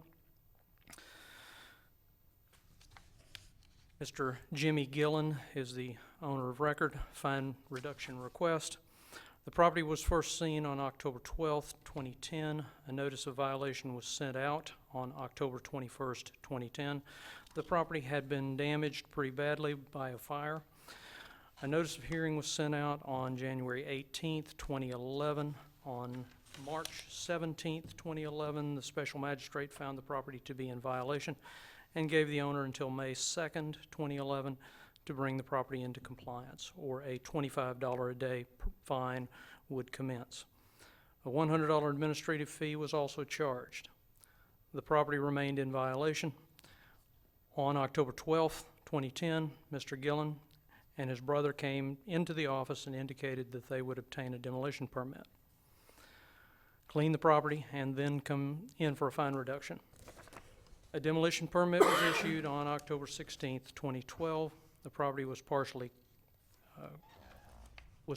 in compliance, but much debris still remained. On September 19, 2013, the special magistrate ordered the property to be foreclosed upon and or abated. The property continued to be in violation. Staff took the case before the Board of County Commissioners, and the board authorized abatement of the property. The county then abated the property on August 21st, 2014. Mr. Gillen came in and requested a fine reduction. The special magistrate heard this request and has recommended that the abatement cost of $2,375 be paid in full and the $30,150 fine be reduced to $1,625 if it is paid within 90 days of the BCC action. And you get a look at it.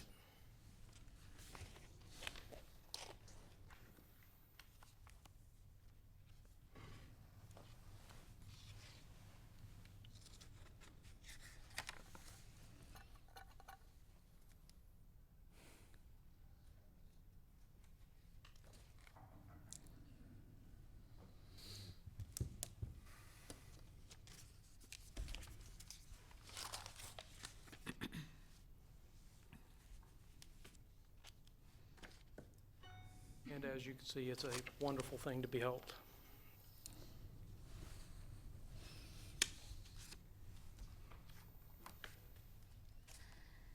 Good?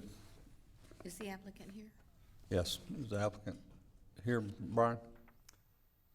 I don't see anybody, no. Okay, commissioners? Mr. Chairman? Yes. The recommended action is kind of contradictory to what the magistrate said. He was referring to $4,000 for 90 days, And staff has concurred, but they really, I don't know if they can concur if they're willing to give 6 installments. Past that's going to be 180 days. So do we need to clarify that concur with the recommend? I don't mind the payments, but Yeah. Specifically, I was there at that hearing. The magistrate did authorize the payments. he did authorize Yeah, the payment. he concluded that in his order. Okay, because it didn't say that up there, but that's fine. If he said that, Mr. Chairman, I'd like to move case number 2010-01231 for approval. Motion on the floor? Second. Second. Further discussion? Hearing none. All in favor signify by saying aye. Aye. Aye. Opposed likewise. Carries. Okay.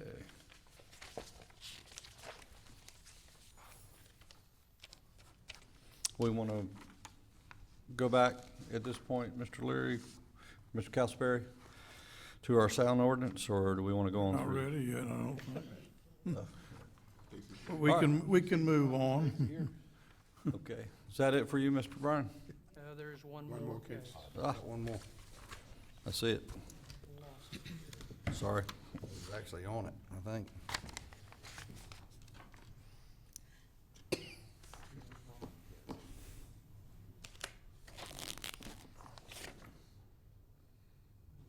I'm sorry. I thought that was the second one, y'all. Okay, just leave it there. He skipped around.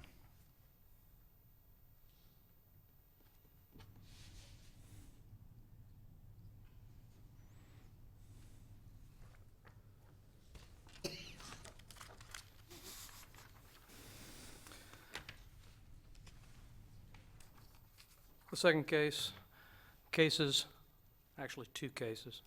Cases 2007-0180 and 2012-0598.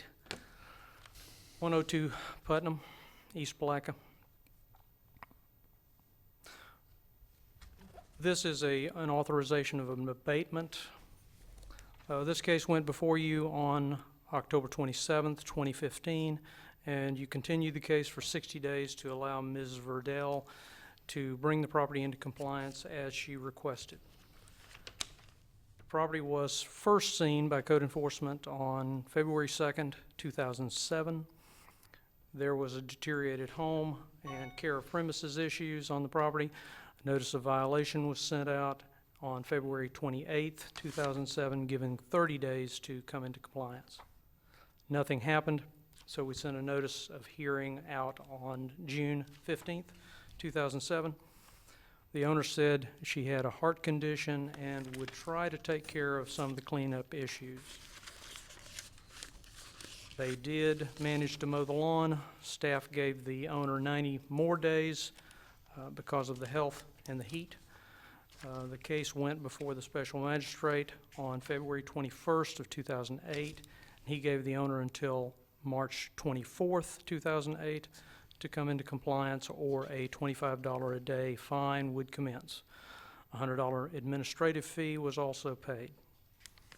Nothing happened, and the case was set for a foreclosure and or abatement hearing and was set for December 11, 2008.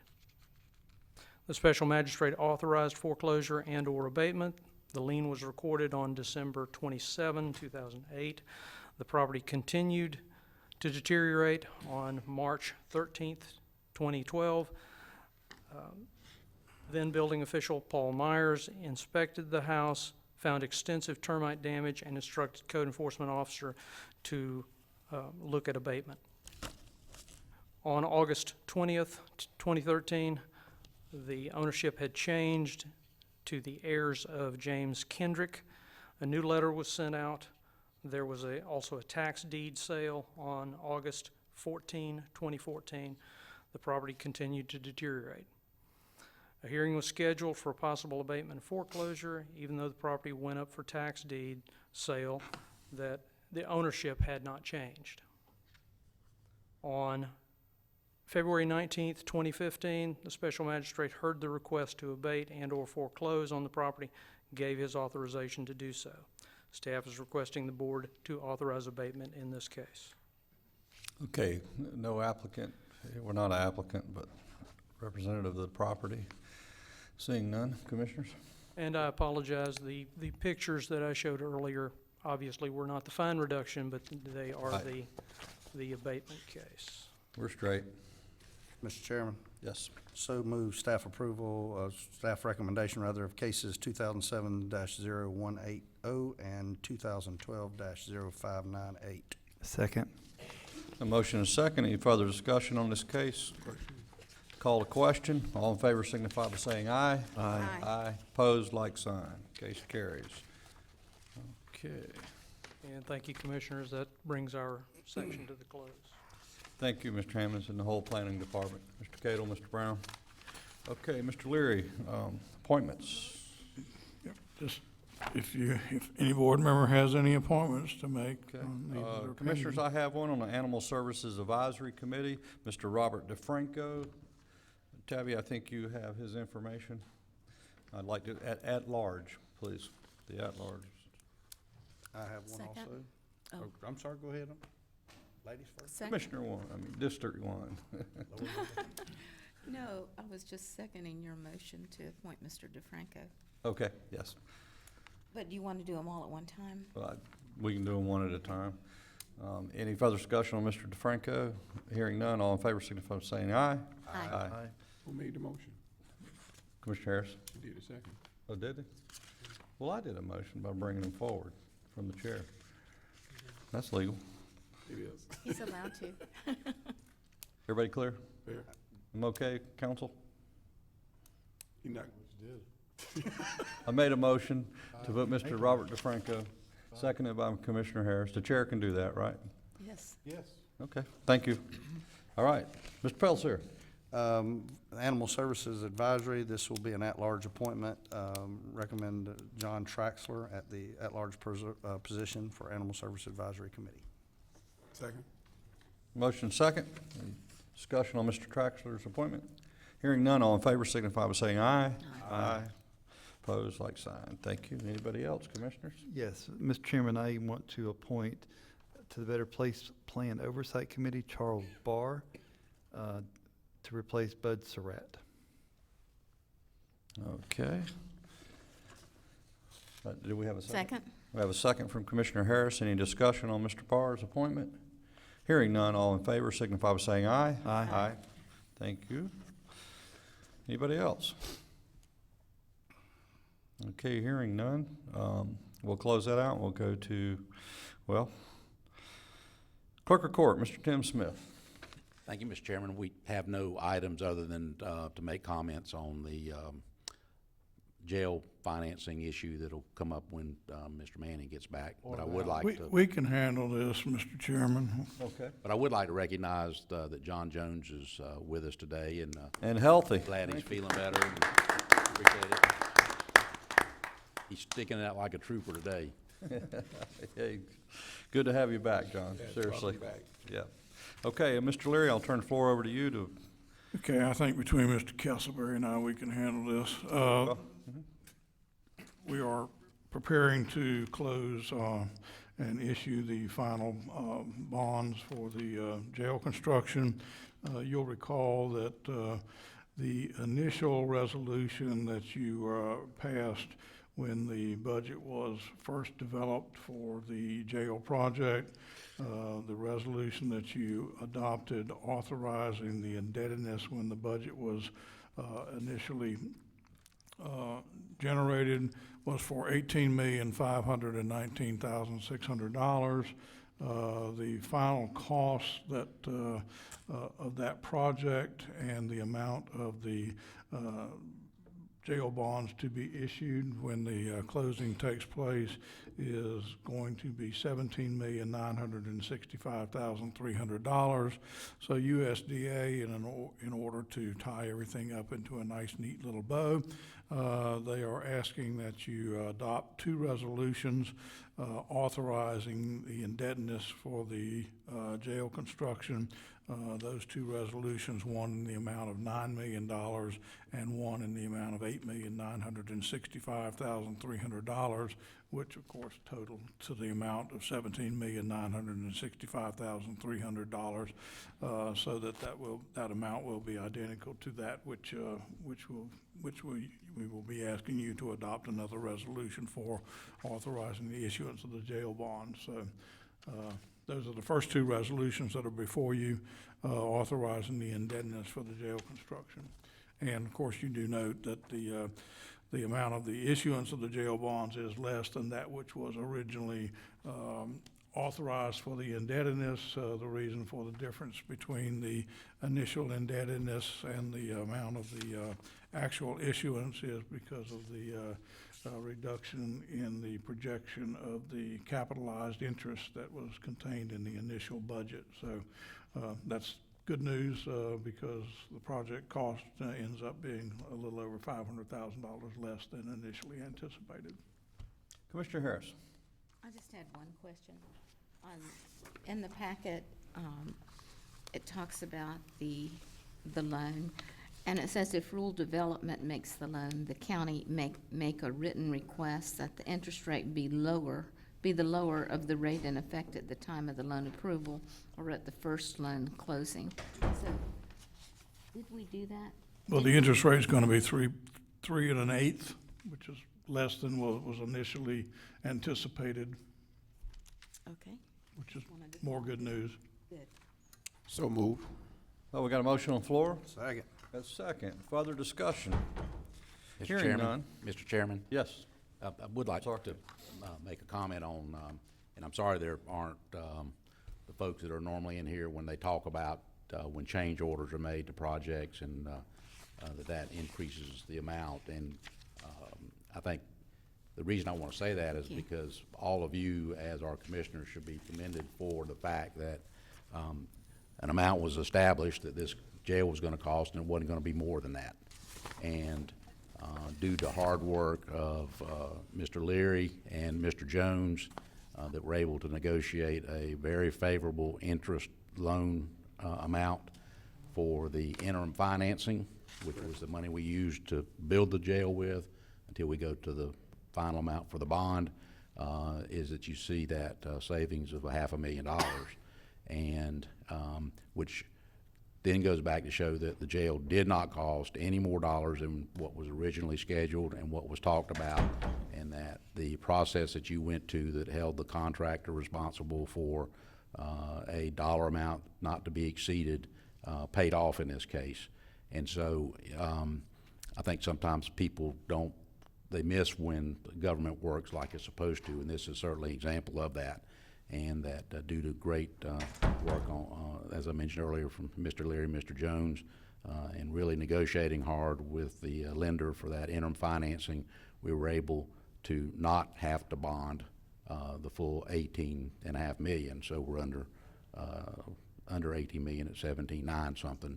So I want to make sure that everybody understands that really is as was mentioned and was held true, and should give confidence in how you all are managing your contracts. And so I want to congratulate everybody in that process for really making this work. Mr. Chairman, I want to thank Mr. Smith for those remarks, but the other thing that was really a significant factor in this whole process was the fact that we got a guaranteed maximum price from the contractor, and we had an excellent construction manager who was able to adhere to the projected construction schedule, and we had good weather throughout it, so we didn't have to have an extension in time, and he was able to complete his work on time, which meant that, of course, without that extra time needed, we were able to get the project done on time, and that all of that contributed to the fact that we didn't need to have that interim loan in place for any longer than absolutely necessary. So everything really for this project fell into place for us, and it really worked out. Mr. Leary, we thank you for your coordinating efforts well, on this, you're too, certainly working with welcome. that Thank construction you. manager, but it was seamless. Well, it's all about leadership, and I certainly appreciate our clerk zooming in on that, because oftentimes when the end of the day comes or when an end of a project comes, individuals have a tendency to either have amnesia or to be, out of place to hear, as Paul Harvey would say, the rest of the story. So thank you for zooming in on that. And again, Mr. Jones, and our administrator especially, who is very competent in all of these areas, and the staff that he surrounds himself with certainly deserve our respect, our applause for a job well done there, because everyone who really knows what could be happening right now as it relates to the jail knows that we certainly came out on top. And so thank you so much. Thank you. To add a little sidebar note to that, I applaud you, Mr. Smith, for your comments made about the usual naysayers that are here about building the jail, and as being one of the biggest proponents for building the jail. I wish those folks would be here to hear this kind of savings that your staff and everybody involved has done about saving our county money. And that's what it's all about at the bottom line, end of the day. Thank you. Okay. Appreciate it. We had a motion and a second and discussion. Question? Call the question. All in favor signify by saying aye. Aye. Opposed, like sign. Motion carries. Thank you, Commissioners. Okay, now we are going back. I think, excuse me, Mr. Yes, sir. Chairman, I think Mr. Flagg's motion probably was for the two resolutions authorizing the indebtedness for the jail construction, and now you probably need to address the resolution authorizing the actual issuance of the jail bond. So moved. Okay, a motion on the floor. Second. Any further discussion on the subject? Hearing none. All in favor signify by saying aye. Aye. Opposed, like sign. Thank you, Mr. Leary. I thought we had them both in that one, but we're good. Okay, we are going back to Mr. Manning. Thank you for your expedient services. And, Mr. Sammons was typing away, so thank you to him.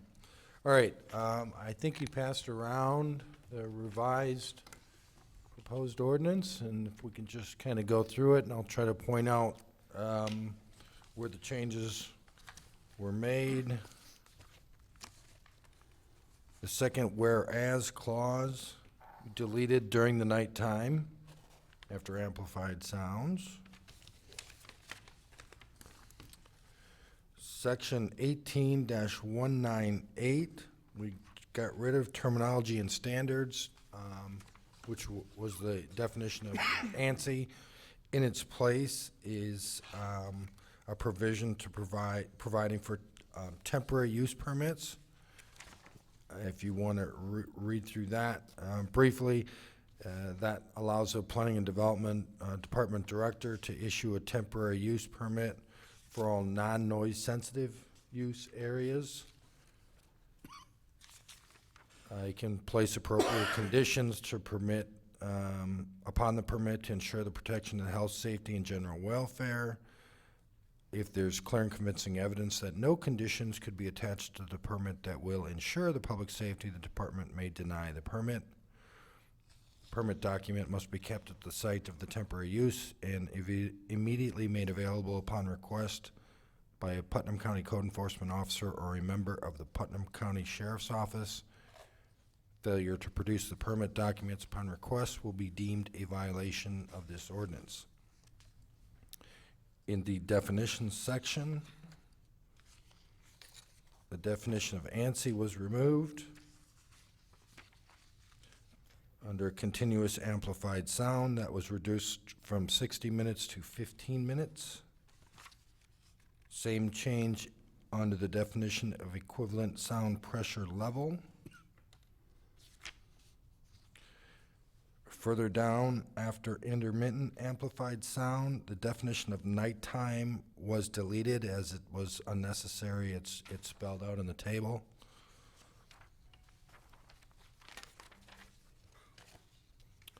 Over on the next page, property line, the last sentence that referenced water body property lines was deleted. Under sound level meter, the last part of that definition was deleted where it referenced ANSI. And then we get to the table. The table itself, the third box, time of day is now day of week / time of day. Under noise sensitive use, same column, that is now anytime, any day.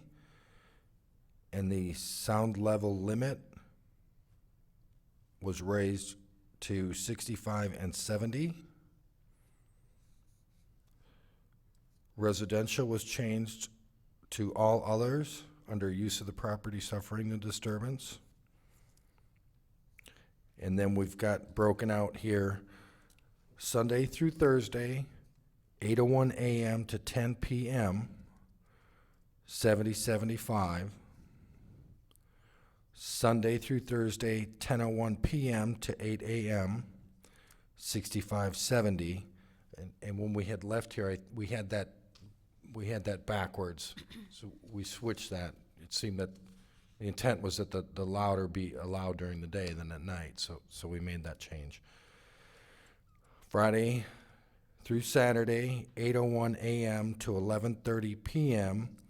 That's your highest levels at 75 and 80.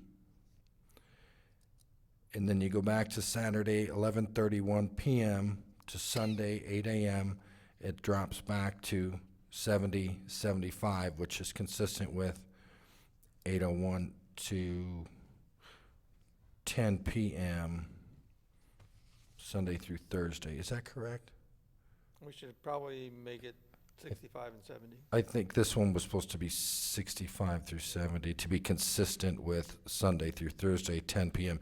So the change, this should be changed on this very last box here to 65 to 70 for Saturday, 11:31 p.m. to Sunday, 8 a.m.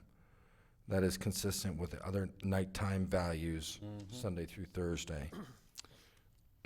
Then, under measurement of amplified sounds, which is section 18-201 sub B, we changed it so that the calibration conforms to the manufacturer's recommendations. And sub G was reduced from 60 minutes down to 15 minutes in duration. And those are all the changes. Okay, Commissioners, question for interested parties without showing partiality? Any questions for Mr. Manning or anybody? That's good. Brandon, you can have this copy when we're done. Mr. Chairman. Yeah. Oh, you got one? Make that change. Go ahead and make that Changes, change yeah. on that copy for him. Don't let him print the wrong thing. Mr. Chairman. Yes. I would just like to really say thank you to the board for the spirited debate, and that was a very good time we had and worked out a good compromise here, and I think it's something we can start with for the citizens of Putnam County, and I want to commend my fellow commissioners for the spirited debate. Thank you. Good comments? Feel like I've been to the gym. Me too. And I'm glad that, we've got something to start with today. So moved. And, okay, we have a motion and a second. Any further discussions on the ordinance for sound? Hearing none, all in favor signify by saying aye. Aye. Aye. Opposed, like sign. Unanimous. With that change. With the changes. Thank With you. the changes. Duly noted. Thank you, Mr. Manning. Let's take a moment to recognize that while we were on recess, our staff did just what they're tasked with doing every day that so many take for granted. And they did an excellent job in hearing us out and pulling this back together for the benefit of all. And it is not unnoticed. Thank you. Agreed. Thank you all. Okay, Commissioners, I'm going to go to your comments next. Hope they're short and sweet. Sound like Castleberry. Mr. Chairman, I just want to say we had a great Azalea Festival parade and festival, and Miss Florida was here, and the new pageant has been kind of redefined, and it's going to be a stepping stone to the Miss Florida pageant. And there was probably about 30 contestants vying for different titles that morning.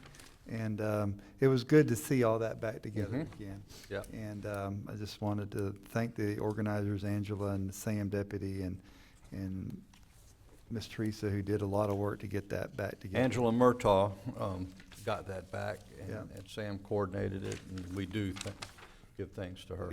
They all did a gregreat job, so. Mr. Pelser? Yes, excellent weather, beautiful weekend, people everywhere. I'm still want to see that parade put back on Reed Street, and we're not done with that, so. We're with you. All right, I want some support there, so we're gonna work on that. Commissioner Harris? I don't have any news. I enjoyed the parade. It was a nice day, and I think everybody did. Yeah. You Commissioner had a Flagg? contestant with you, didn't you? Little Well, baby? yes, I did. Yeah.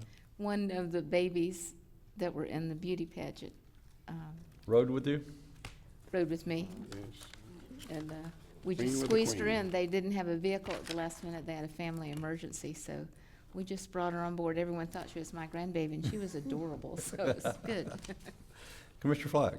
Hope all of the leaders are supporting the Boy Scouts American Values Dinner that is prepared. There's certainly 2 honorees that's there. The reception is 6 o'clock tomorrow, and the dinner and program is at 7. And I hope that we will continue to, Thursday, I'm sorry, Thursday, correct. And this weekend also, Dr. Curavilla and his staff in the Putnam First Cancer Fund, they do such an outstanding job in representing and supporting people at the most vulnerable times of their life. And this weekend on Saturday, the educational component, the awareness of the devastating effects of cancer, but really celebrating the survivors is really what it's about. And so that activity will be happening Saturday right in the Ziegler Drive area, and it's a community-wide event. And we just appreciate Dr. Curavilla's leadership and all of those who work along with him. Thank you for that comment. I want to remind everybody that it is Bike Week in Daytona and also Putnam County. They're everywhere. Watch out. Our businesses are full. Mr. King and Stacy, you guys, I know y'all are filling it down in South Putnam, aren't you? Sure you got a full lot, and we like this. It happens, but everybody keep an eye out, because they look twice, as they say. All right, entertain a motion for adjournment. Second? All granted. Thank you, everybody. Thank you for your patience.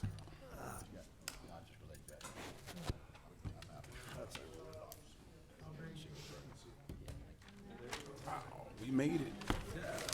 Not too bad. It's gonna be an RFQ thing.